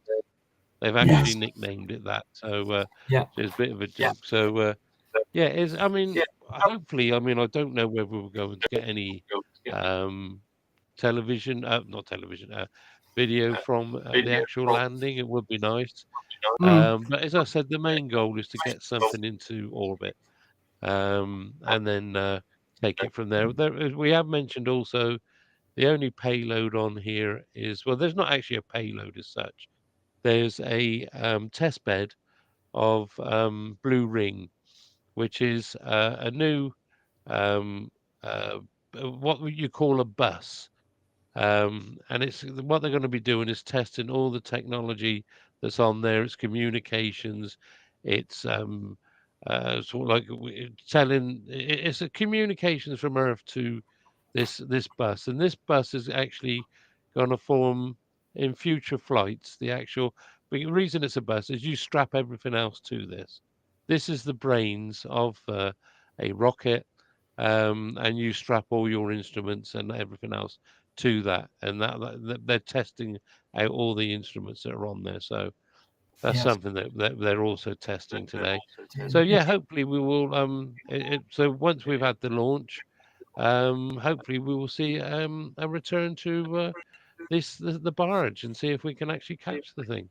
Yeah. Can I just at this point say good morning to Michael? Thank you for joining us, Michael. Hello, Michael. Good morning. Morning. How are you? Sorry, I'm Ian, late. You just got out of bed, can't you? Ian, we're getting an echo from your sound again. Can you try and keep your... Yeah, I've heard an echo all the way through, actually. Yeah, I think it's coming from Ian's machine. There. But it's there's some exciting stuff here. Yeah. What are we on there? We're just over just under 15 minutes in counting. Yeah, but it got down to 9 minutes before reset. Exactly. And it just seems strange that at 10 minutes that's when they start their go or no go poll. Yeah. And then it sort of they then reset it. So I don't know. Yeah, I was still in makeup the last pushback. You were doing makeup. I was still in makeup at the last getting ready. In other words, nothing. We don't want a shiny brow. No. Michael, have you had a haircut or has your head expanded? Thank you. Yes, drastic haircut, I'm afraid. You're lucky to have any hair left to cut, mate. Yeah. Because it looks like a council job. Yeah. It's the misspent youth that I didn't have. Yeah, I'm sure. Yeah. But So So Michael, I've just been talking to the viewers about Capcom magazine. Yes, I heard. When's the next issue out? Just so we March. Okay. So you've got until March to subscribe to the new issue of Capcom. Viewers, just send an email to capcom@spaceoddities.space and just put subscribe in the title of the email and you'll be added to the mailing list for Michael's wonderful magazine. You've been doing that for a few years now, haven't you, Michael?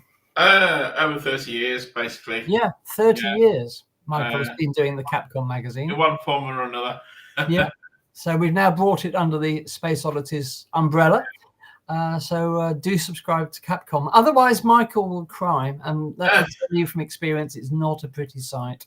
So make Michael happy, make his day, and subscribe to Capcom magazine. But seriously, Michael does a fantastic job of producing the Capcom magazine, and it is free. So what have you got to lose? Send an email to capcom@spaceoddities.space, put subscribe in the title, and you're subscribed, and you will find out all about spaceflight and rocketry. So there we are. So we're sorry to keep repeating this, but for those of you who might have just joined us, we are awaiting the flight of the New Glenn. Because the countdown clock keeps being reset 30 minutes every so often, and we'll have to wait and see what happens. Now, as regards the booster landing, this is a really ambitious thing to try and attempt on the very first flight of the rocket. It took SpaceX lots of flights before they managed to nail landing on the drone ship with the first stage of the rocket. But Blue Origin have decided they're going to go for it on the very first flight. So if they manage to pull it off, hats off to them, basically, don't you think? Yeah. Yeah, definitely. I mean, the thing is, they're so far behind SpaceX. They're so far behind with the development of this. Of course, when they originally started designing this, they had no intention of reusing any of this. It was all going to be expendable. So they've actually developed the landing systems that they've and the recovery systems since well, they've had to completely rethink and redesign the actual boosters. So they can actually try this, because as I said at the very beginning, this was all expendable, which of course makes space very expensive. But SpaceX have proved that by using reusability, it crashes the price. It really does. It brings it right down. So other used rocket providers are also looking at the same. But Blue Origins, they said, right, we've got to go for it. Let's start testing it straight away. So as you said, it's very brave. It is very brave. I think if they manage to pull this off, they'll get a few brownie points for this, definitely. Exactly. Yeah. So, but as I said, they're optimistic. Let's put it this way: that they can do this.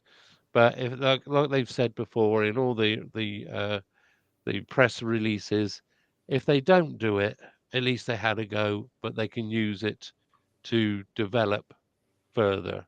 Yes. So it's something they've got to have a go at.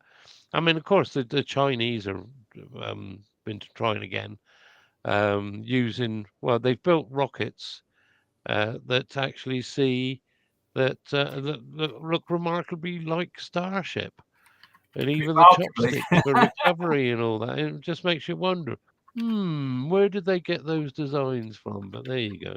Yeah, absolutely. I'm not casting aspersions on the Chinese, but did you have to see the photographs of their launch tower with their mechanical arms? It's hilarious. They've built basically a copy of SpaceX's Mechazilla, but the launch arms themselves look far too long for the tower to stay vertical. It looks like I'm sure it's the center of mass there is going to pull the whole thing over. It's just laughable, really. But anyway, I don't know why there is this thing with China that they have to copy everything, because they have got the expertise and the brains to develop new things themselves, but they are really copying everything that SpaceX is doing. We can all make jokes about how the Chinese copy everything, but I'm really surprised that there's not more innovation in their space program, that everything is a copy of what somebody else somewhere has done. But anyway, let's wish them luck and hope they pull it off. But doesn't that help bring the costs down, the price down? Well, I suppose it does, but it might be a false economy, because if it doesn't succeed, you've got to spend even more money. So we'll wait and see what happens with that. But they've had a few disasters, obviously, with explosions and trying to land rockets like SpaceX. So we'll see. And I really don't know, what the point of it is, because obviously, for their own space industry, it's great, but they can't compete with international satellite providers. So I don't know. But we shouldn't underestimate the Chinese space effort, because they do have a permanently manned space station in orbit and are making great strides with that. And they intend to get to the moon before the end of the decade, land people on the moon before the end of the decade, and at the lunar South Pole. So we will see. They seem to have more or less at the moment unlimited resources to put into the Chinese space program. So we'll have to wait and see what happens. I wouldn't mind betting that they beat the Americans to the moon in terms of putting people back in the moon, because The American project Artemis is, as we know, severely delayed, and there are big problems with it. But who knows what's going to happen? I don't know what anybody's predictions are. What do you think, Daz? Do you think China's going to beat America back to the moon? I think there's a very good chance. And I also think they're going to beat them on Mars sample return. I mean, you were talking earlier about the sample return. They're looking at, again, bringing in the commercial companies to try and get these samples back. Yeah. And in the frame is SpaceX and Blue Origins. Which, as you know, I think it's very strange having Blue Origins in that race for the simple reason they haven't even put anything in orbit yet. No, exactly. But they're in the running. But of course, this is a bit an ongoing thing. The cost is actually bloomed. It's like, like an explosion. It's actually gone manic because originally it was going. There's something to do. Was it the Rosalind Franklin? The actual rover, the European rover was The going to European have rover, something to do with it. Yeah, but of course then that got cancelled due to when we went back to the geopolitics and because it was going to be launched on a Soyuz, if I remember. Yes. I'm not sure. I could be wrong on that. No, I think you're right. You're right. And so it never got launched. And it's still sat in a warehouse somewhere. So it was that was involved in actually the sample return. But then what happened was, because that was cancelled, they then went to they gave Boeing a contract to build a device to retrieve these samples and bring them back to Earth. But Boeing found, well, basically the cost with Boeing, again, it just expanded even more. So now they've gone back to sort of, let's ask of the commercial crew. So it's going to be interesting to see how this resolves itself. But I think that the Chinese will get the sample back first rather than the USA. And the moon as well. I think they'll be on the moon before the Americans, because every time we talk about Artemis, we're given a timeline and then boom, is pushed back another year. But that's something else. We can talk about that at a different time, because Artemis, I've always said Artemis is too complicated. And it needed to be simplified, but we have to just wait and see on that. But well, we've also had the news as regards the moon that, I mean, you have to take this with an incredible amount of pinches of salt. Elon Musk has said that SpaceX are going to try and put Starship on the moon before the end of this year as a test flight. So he thinks Lunar Starship is going to be ready before the end of the year. And you really have to take that with a pinch of salt, because for the Lunar Starship to get to the moon, they have to perfect in-orbit refueling, which they haven't even started to do yet. So I don't know. Elon, he comes up with, we're all familiar with Elon time, saying things that, are just not going to happen for years. But the intent is there to put Lunar Starship on the moon, which, of course, they are contracted to do by NASA. SpaceX is contracted to fly a test mission to put a Lunar Starship on the moon, uncrewed, obviously. Before putting humans on the moon. So we'll have to wait and see. As regards the Mars sample return mission, it's really important to get those samples back from Mars, because Perseverance has been investigating areas of Mars that, as far as we can see, would have been hospitable to life, and that there could be the possibility of life having existed in these watery environments billions of years ago. So those samples are absolutely crucial to get back from Mars. And it's just a shame that, there's been such a problem with the costing of it and the timing of it. But we really need to get those rock samples back from Mars, which are probably going to be our best way of discovering whether life ever existed on Mars for the foreseeable future. So it's a really important mission to get those back from I mean, Mars. another thing we've got to remember with Blue Origin is also they're building the second moon lander. Yes, indeed. And again, they've been given the go-ahead to design and build a prototype. But again, ever since they've been offered the contract, we've heard nothing. No. So hopefully they've, like the New Glenn, they've been building it in the background, but not telling anyone. No. But all these things have got to come together. As I said, it's all too complicated. Yeah. Because we've also got the Lunar Gateway, which Yes. has got to be sent up and built. Which again, as far as I'm concerned, is a waste of time. Because it's going to be manned only 3 months of the year. Yeah. So 3/4 of the year it's going to be just sat there orbiting the moon.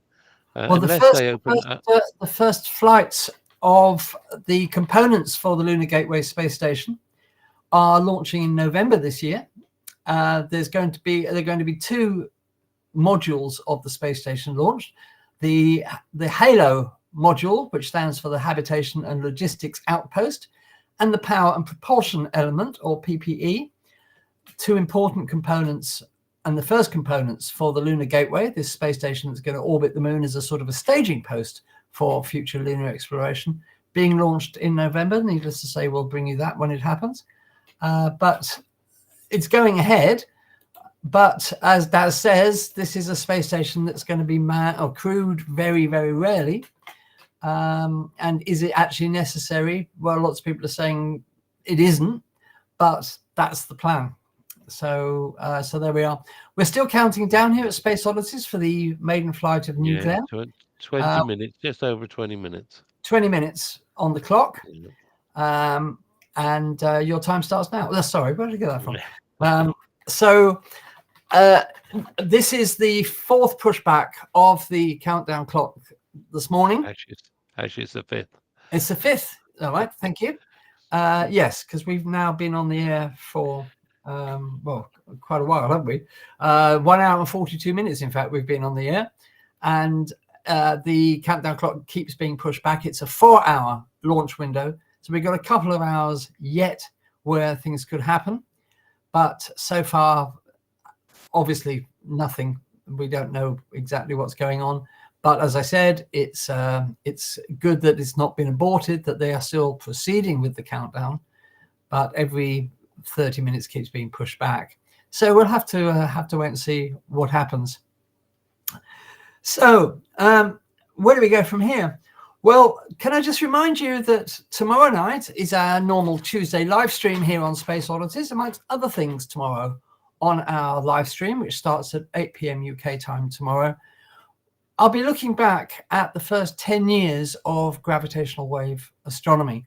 I can't believe it's just about 10 years since the first gravitational wave signals were detected, which turned out to be a black hole merger that happened 1.4 billion years ago. And in the intervening 10 years, obviously the technology's moved on a long way. So tomorrow I'll be looking at what's been happening in those 10 years. Where is gravitational wave research? What has been discovered?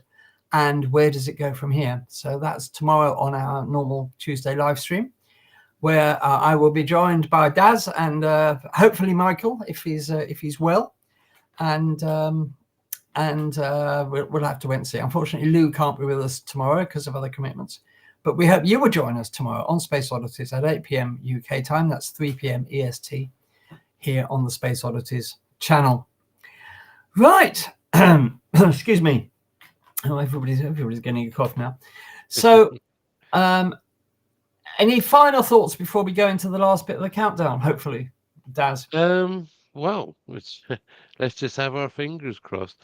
Just further to just a piece of when you were talking about our live show, as most of our regular viewers are aware, that's due to an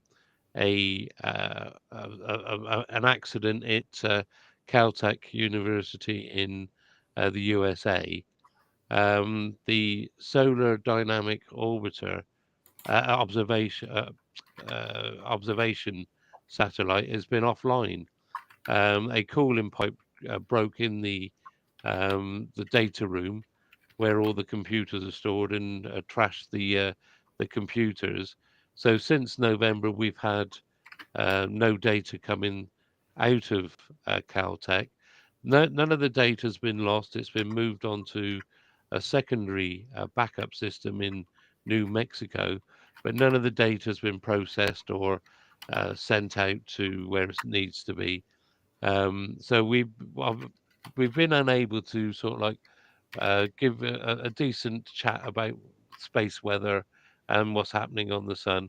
But just recently, in the last few days, they've managed to get the computers up and running to a certain degree, and we are beginning to receive data out. So hopefully, in the next week or so, we'll be able to bring back our space weather report and possibly aurora predictions. So that's good news. There's something good's happened for a change. We've got the SDO observatory back up, and we will be getting some decent data through.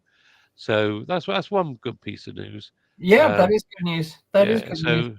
So you can expect me at the end of all the shows to put everybody to sleep with my presentation.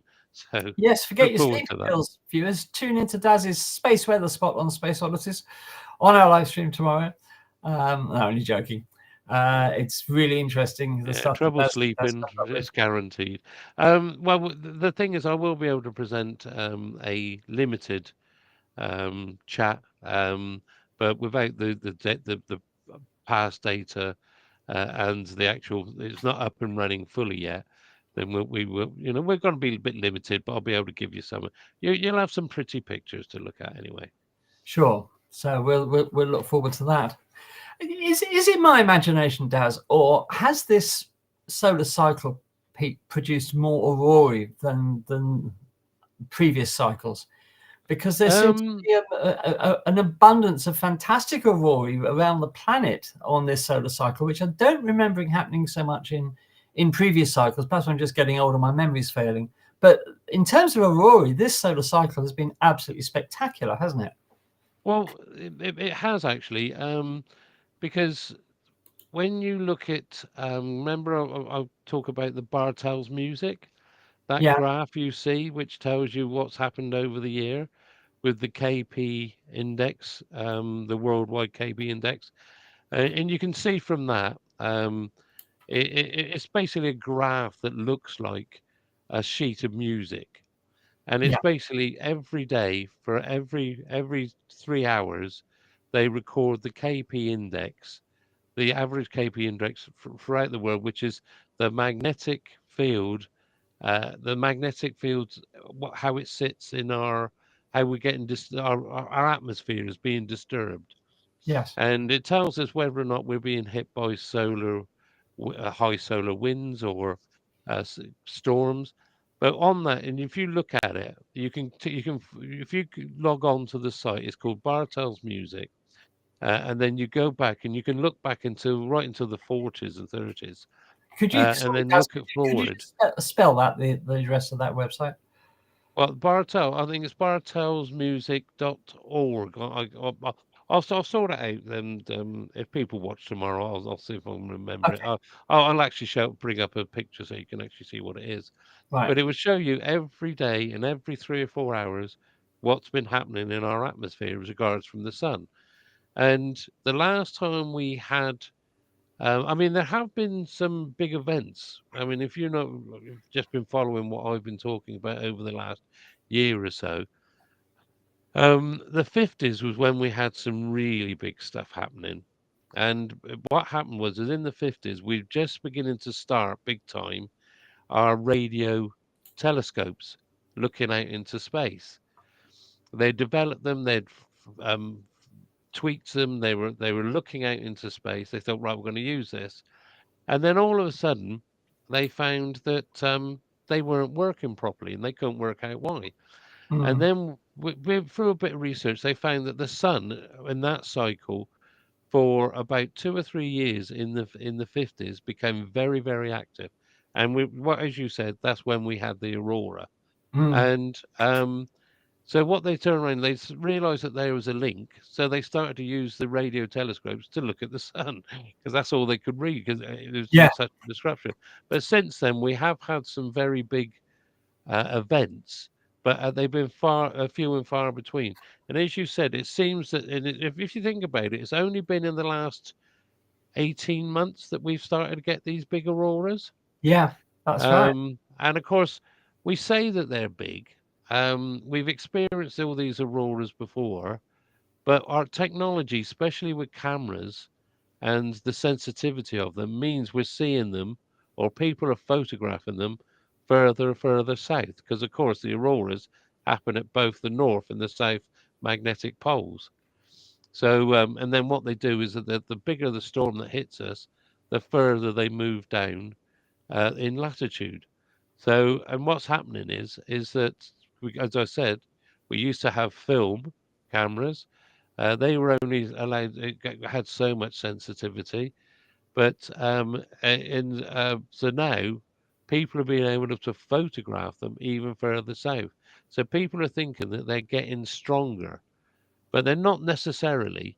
Is what you've got to think about is in the past, when they've had very low latitude auroras, they basically they were done by eyesight, and you knew they were the big storms.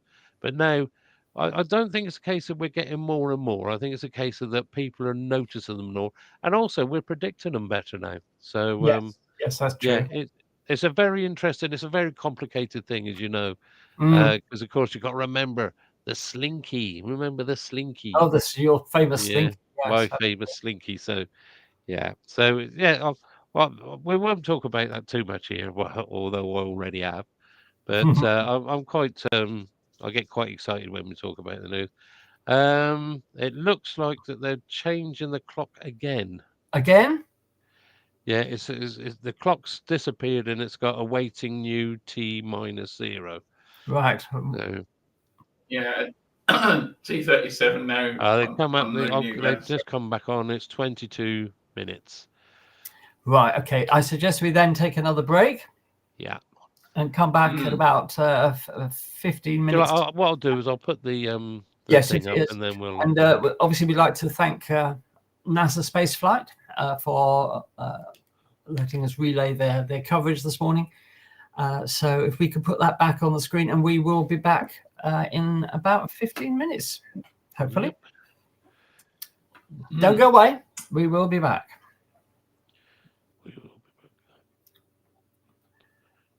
What we're doing.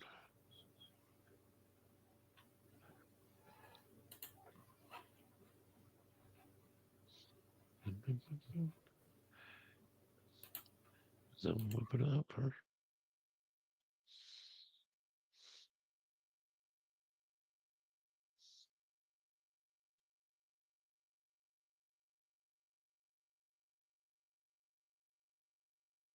They keep pushing for whatever reason they keep pushing for, because these are very consistent pushes, right? We've got to like 15 minutes, 13 minutes, 9 minutes, 13 minutes, 13 minutes, and then we're back up to 38 minutes.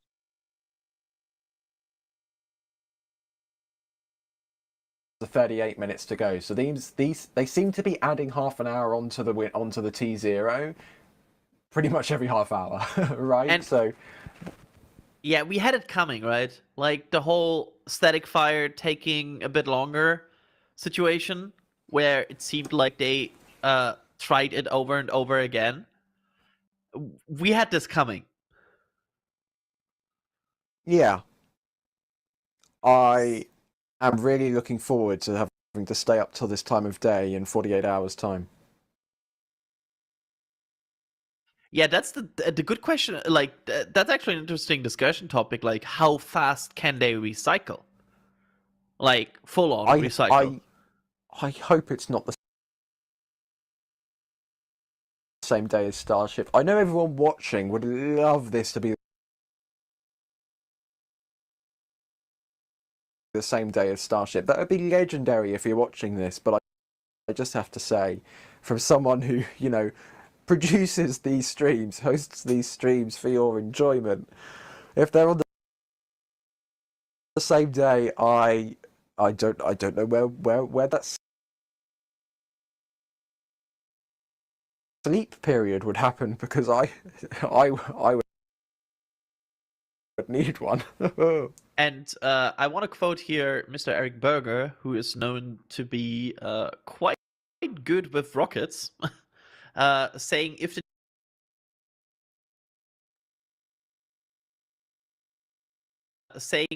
the new Glenn launch attempt is aborted this morning, it would likely necessitate a 48-hour delay at least. And he's also saying the weather becomes poorer 2 days from now, and the current launch window closes on January 16. So this may be their only chance for a bit. So just an input from Eric Berger on X I want to quickly mention here. Because in contrast to Ryan, Eric Berger is actually qualified to talk about the weather. Wow. You're not helping here, Adrian. I'll call Eric Berger a space enthusiast, because that's what he called me. There you go. We're even.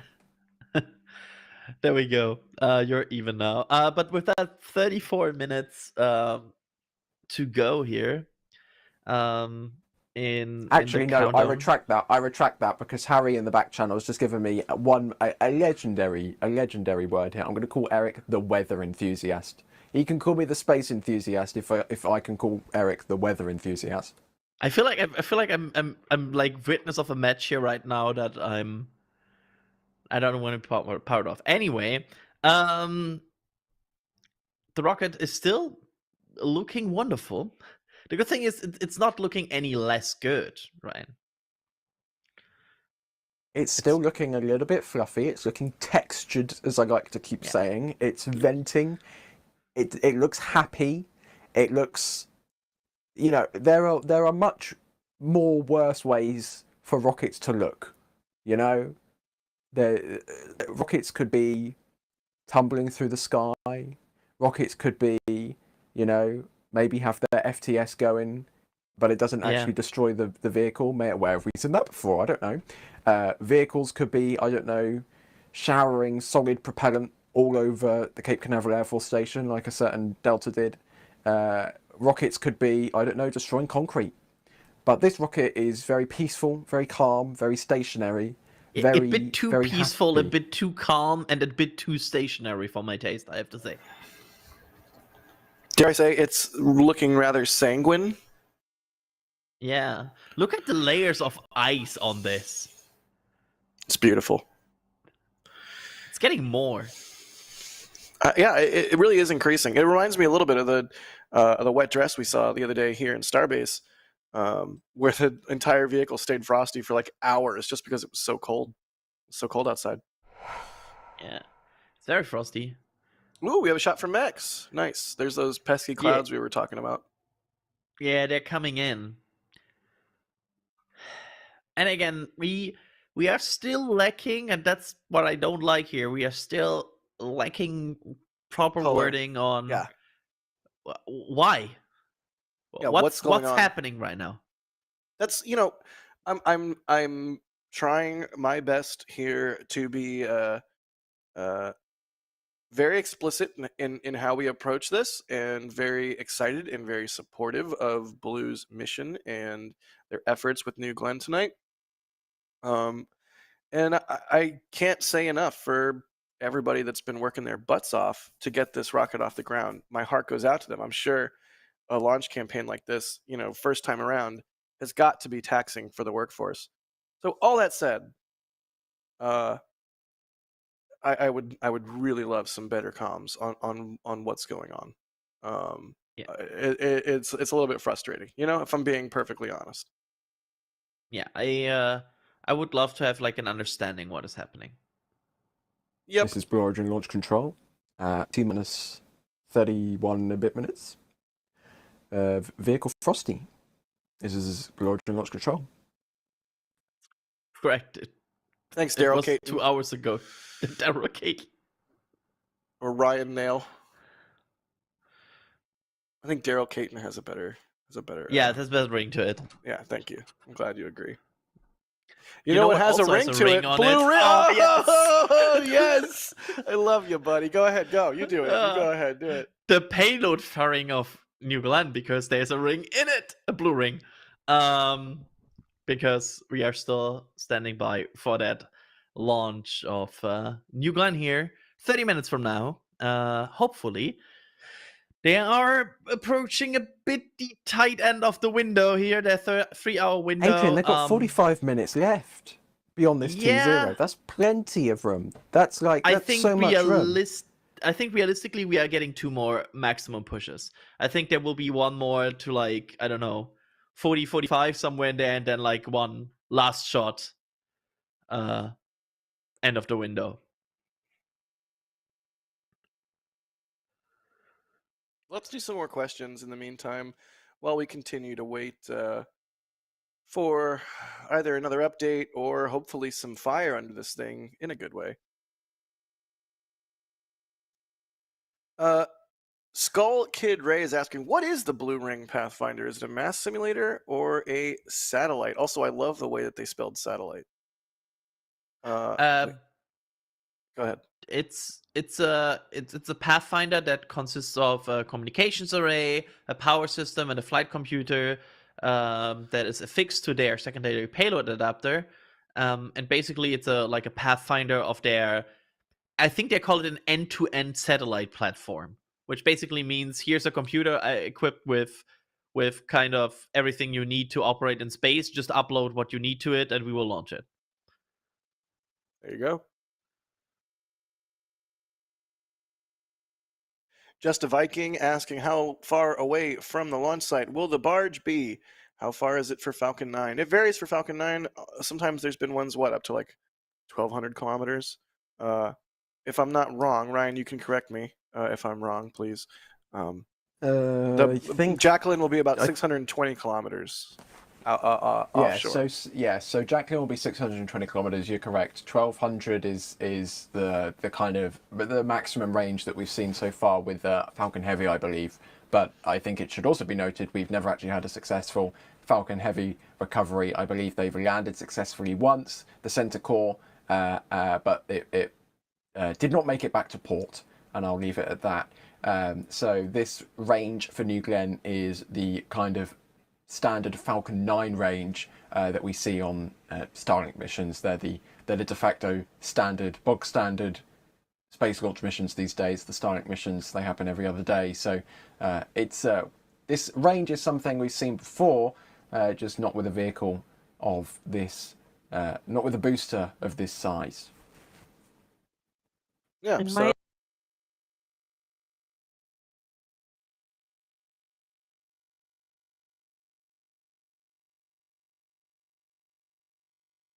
I add, please. Sorry, there goes my voice. Might I add too, though, it'll be interesting to see how long it takes them in the process with Jacqueline to secure and then start coming back, and how long that takes for them, because I don't know how many people they maybe have on their crew that came from a reusability background, but right, as far as this crew goes, they're very green, so they may be kind of cautious coming back. Yeah, that makes sense. And I think it's fair to say that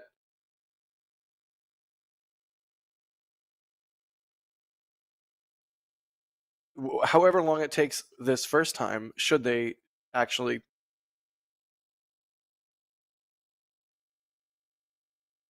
successfully land,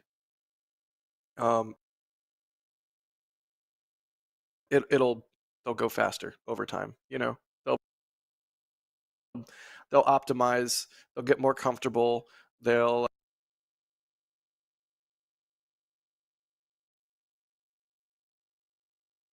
make it safer to approach the ship sooner, things like that. So they'll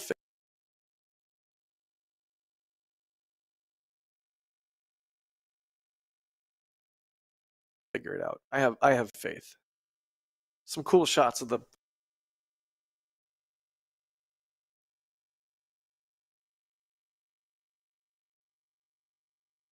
landing vessel headed out to sea there, and now some cool shots of mission control.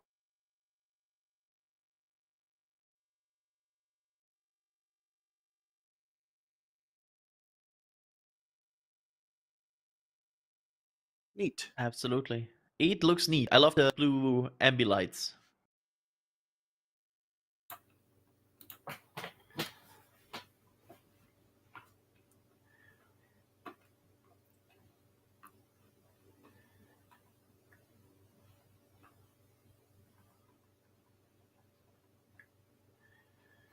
Yeah, they're sick. Do you think they do that thing where they're like,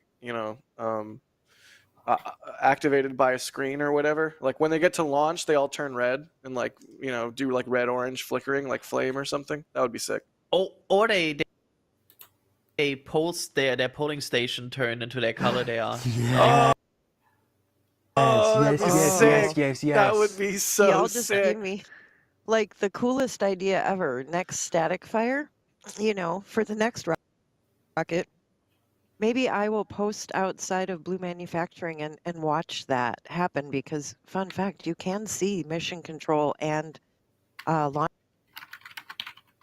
control probably in some of our pictures of flyover. So That's it cool. is something I could watch for. Haha.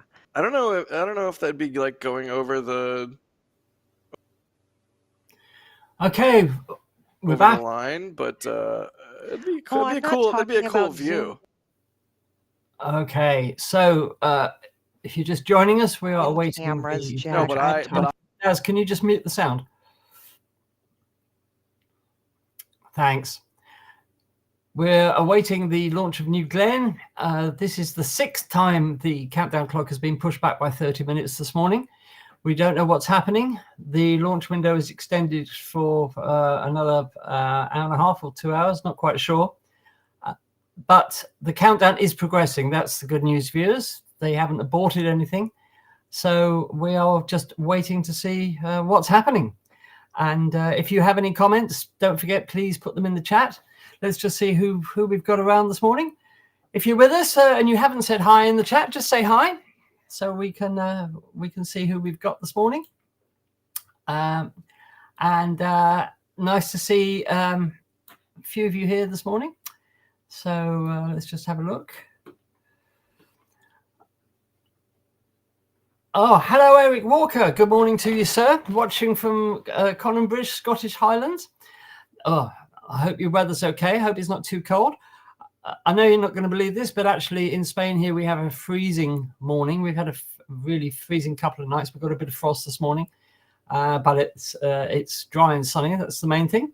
So you're very welcome, Ian. Thank you for joining us. And Kevin Earp is here as well. If you're still here, Kev, nice to see you. And, if any of you have any comments or questions for us that we might be able to answer, then please put them in the chat. Just a reminder that tomorrow evening is the normal Space Oddities Tuesday live stream at 8 p.m. UK. That's 3 p.m. EST if you're in the United States. Tomorrow evening, amongst other things, we'll be having a look back at 10 years of the brand new science of gravitational wave astronomy. And as I said earlier, I can't believe it's 10 years since the first gravitational wave detections, predicted by Einstein, of course, in his general theory of relativity. Back in 1915, Einstein was the person who postulated that gravity, like electromagnetic radiation, although it's not electromagnetic radiation, of course, he was the first to postulate that gravity travels in waves.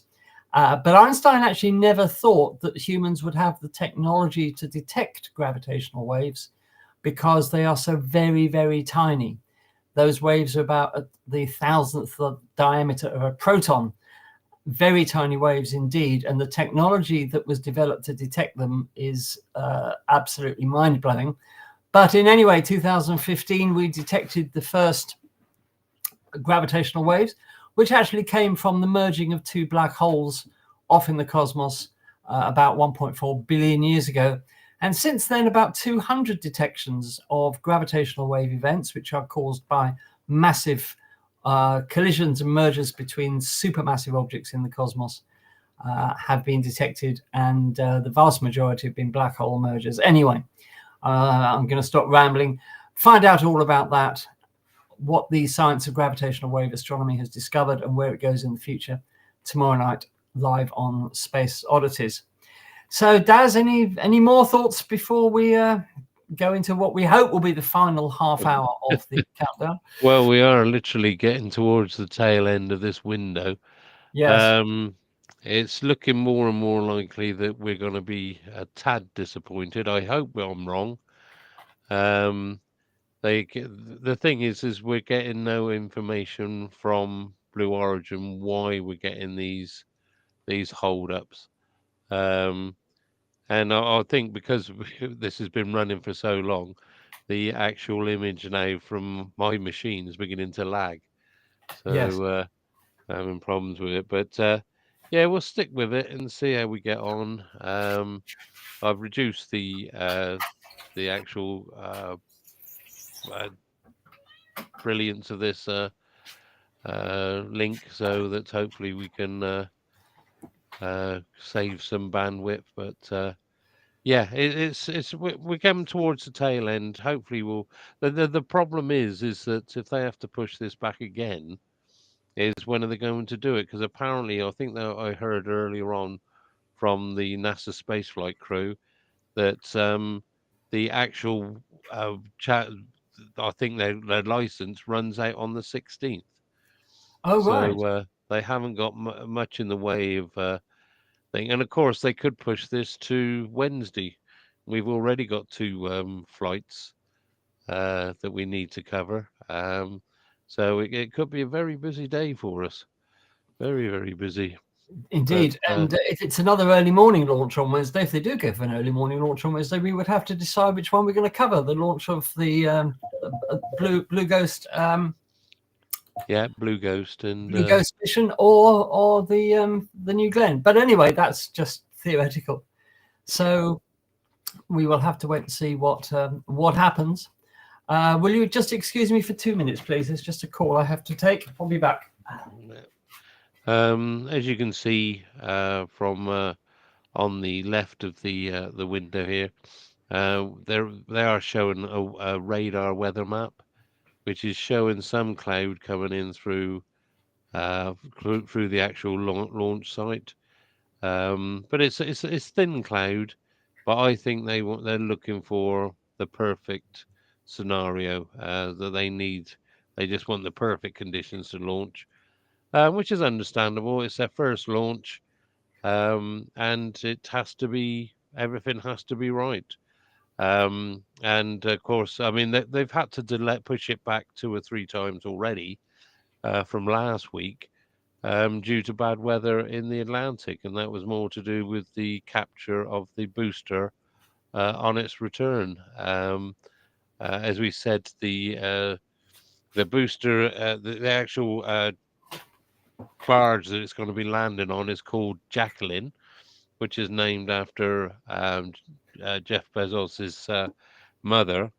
And just because they've never even tried this or attempted it, it's all been simulation. As a bit of a joke, they've named the booster, what they called it? So you're telling me there's a So chance. you're telling me there's a chance. So they appreciate that this is going to be hard to do. But the main object is to get this into orbit to demonstrate that they can actually put satellites into space. And the capture of the booster is a secondary test. So, because this is all for its certification to actually be able to carry military satellites. Well, the funny thing is, you know, the more cynical among us might point out that Blue Origin was founded in the year 2000, so has been going for 25 years and has yet to put anything into orbit after 25 years. So there is that.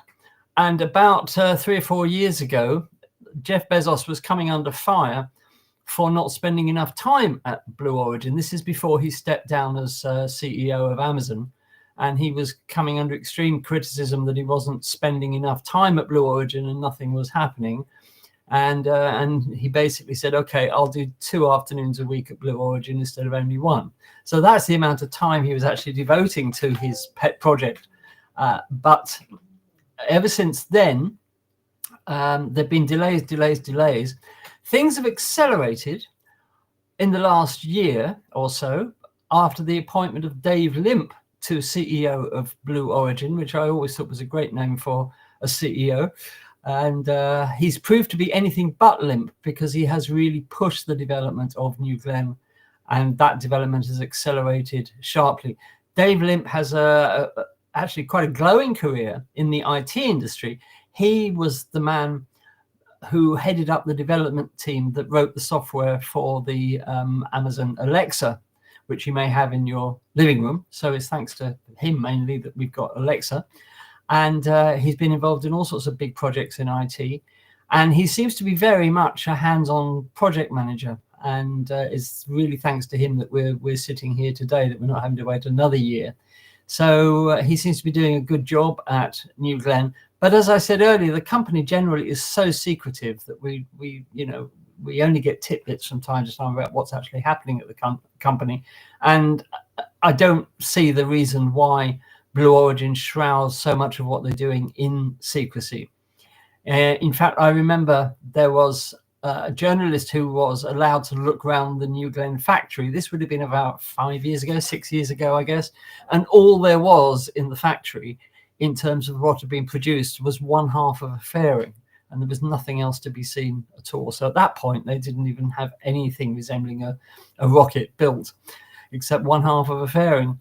But things have moved on, and here we are today. Thank you for joining us, viewers. If you're just joining us, we are awaiting the launch of New Glenn. The countdown clock since the beginning of the launch window this morning has been pushed back 6 times now, or is this the 7th? I'm losing count. And every so often, we're now down to 17 minutes. We got down to 9 minutes at one stage before liftoff, before the countdown clock was reset another 30 minutes. So we're looking at 17 minutes now until the launch, and we hope that this is going to continue and it's not going to get pushed back again. But as Daz says, they are coming towards the end of the launch window for today, so they haven't got long. So let's hope that we get a launch this morning. I shall be disappointed, of course, as I'm sure you and Ian will be, if we don't get to see anything this morning, especially having got up so early. But we will wait and see what happens. We are more than happy to get up at any time of the night, viewers, to bring you live space events, because it's what we do and we want to share these things with you. So viewers, don't forget, if you've got any questions or comments, then do put them in the chat. We'll be more than happy to answer any questions if we can. And let's just have a look at the chat. Kev says you've got a lovely job today. He's on babysitting duty. So I hope the baby's been behaving for you, Kev. And there we are. God, it's many years since I was sitting on babies, I tell you. But there we are. Who else have we got? Eric Walker, we hope you're still with us. Hope everything's okay in Conan Bridge in the Scottish Highlands. Do forgive my ignorance, Eric. I'm not quite sure where that is. Perhaps you can tell us. And I've only been to the Scottish Highlands once, when I took my wife on a surprise birthday present trip to Edinburgh. We flew over to Edinburgh for 5 days, and we went up to the Highlands, and I just adored it. It was wonderful. And I've always said I want to go back. Perhaps I will one day. Michael has disappeared because Michael is suffering from a severe cough this morning. He's not feeling too well. So Michael, if you're still listening, we hope you're feeling well soon. We will be joined tomorrow by Daz and Ian, and we've got other people not available. Lou is off. I think Lou's at a conference tomorrow, isn't he, if I remember rightly? Yeah, he said something about he's off somewhere. He's our roving reporter, isn't he? Yes, Lou is our roving reporter. Lou, as you may know, is a planetary scientist who works on Voyager and Cassini, if I remember rightly. and he's all over the place at different conferences and what have you. So unfortunately, he can't be with us tomorrow night, and it'll just be Daz, Ian, and myself. If Michael's back. Look at that. Mention his name and he appears as if by magic. Lovely. How are you feeling, Michael? I'm okay. Just this stupid cough I've got. That's why I didn't join you straight There's away. so much about. I was watching a Chinese update last night about this new virus in China. It's not a new virus, and it's quite a typical winter virus, but it is hospitalizing quite a few people. And of course, everybody's panicking with COVID very fresh in our minds. But they're going to great pains to stress that it isn't anything to worry about at the moment. But it is hospitalizing quite a few people. It's a respiratory virus. Yeah, it's the same here. Oh, it looks like we're resetting the clock again. Yeah, I was going to say, the clock is going to reset again, probably by 30 minutes. And we'll have to see. We don't actually know why the clock keeps resetting. As Daz says, Blue Origin, as usual, are saying nothing. But obviously they've got some sort of problems. But the countdown is at least progressing. They haven't aborted it. So they are obviously still hopeful that they can launch this morning. And there we are. It's been put back again. Okay. Yep. But we're with you until the end. Oh, yes. Yes, Ian, yes. You can't join us tomorrow, can you? You're at the Astronomy Society tomorrow. Sorry about that. So, yeah, not to worry. I hope you have a good time. It's the Highland Astronomy Society, isn't it? It is, yeah. Can you hear me okay? Oh, okay. What's on tomorrow? What's happening? We've got a talk. There's a talk on, so I can't remember what it was exactly. Dave was in the chat actually. So. Yes, I saw Eric in the chat. And I'll be on the following. Yeah. There's Eric as well, yeah. There's a few in here from up here, so that's good.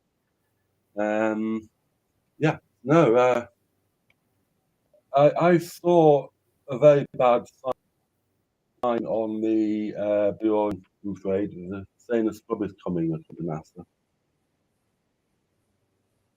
I saw that in their chat. So what that means. Well, I've noticed that they're still awaiting a new T0. When they pushed it back this morning, it's just been a few seconds before they've reset it. But now, I don't know. Let's wait and see what happens. So, well, I'm going to have to leave you off anyway. Sorry, Michael? I'm going to have to leave you anyway. I've got to go okay, Michael. Well, I hope you feel better soon and hope you can join us tomorrow for the live stream. Yeah, mate. Yeah, I should be okay for tomorrow. Yeah. Great.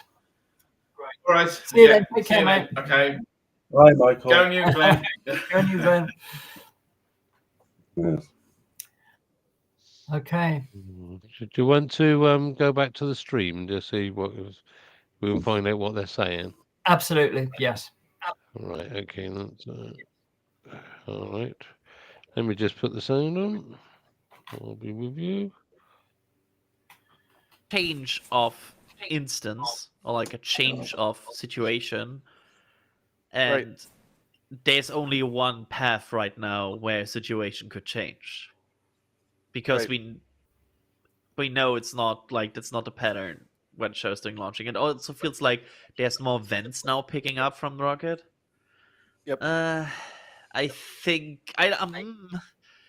again, it's Blue's call to make, but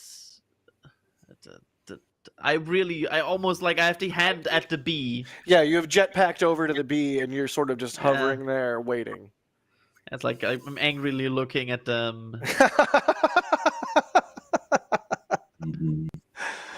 Space Beagle, thanks for the coffee money. Baymax, Thank you for becoming a Capcom member. I say it every time. Pop into the Discord. You have Discord access now. Our Discord rules. It's a really great place to hang out and chill and talk rockets or food or games or whatever you're into. Pets, making stuff with 3D printers. The Discord rules. Plus, you get a whole bunch of other perks as well. So nothing much happening. Big vent. Not at the moment, but it doesn't sound. From the they vehicle. don't sound very optimistic. No. Huh. Okay, let's kill the sound on that again, as there's nothing happening at the moment. Okay.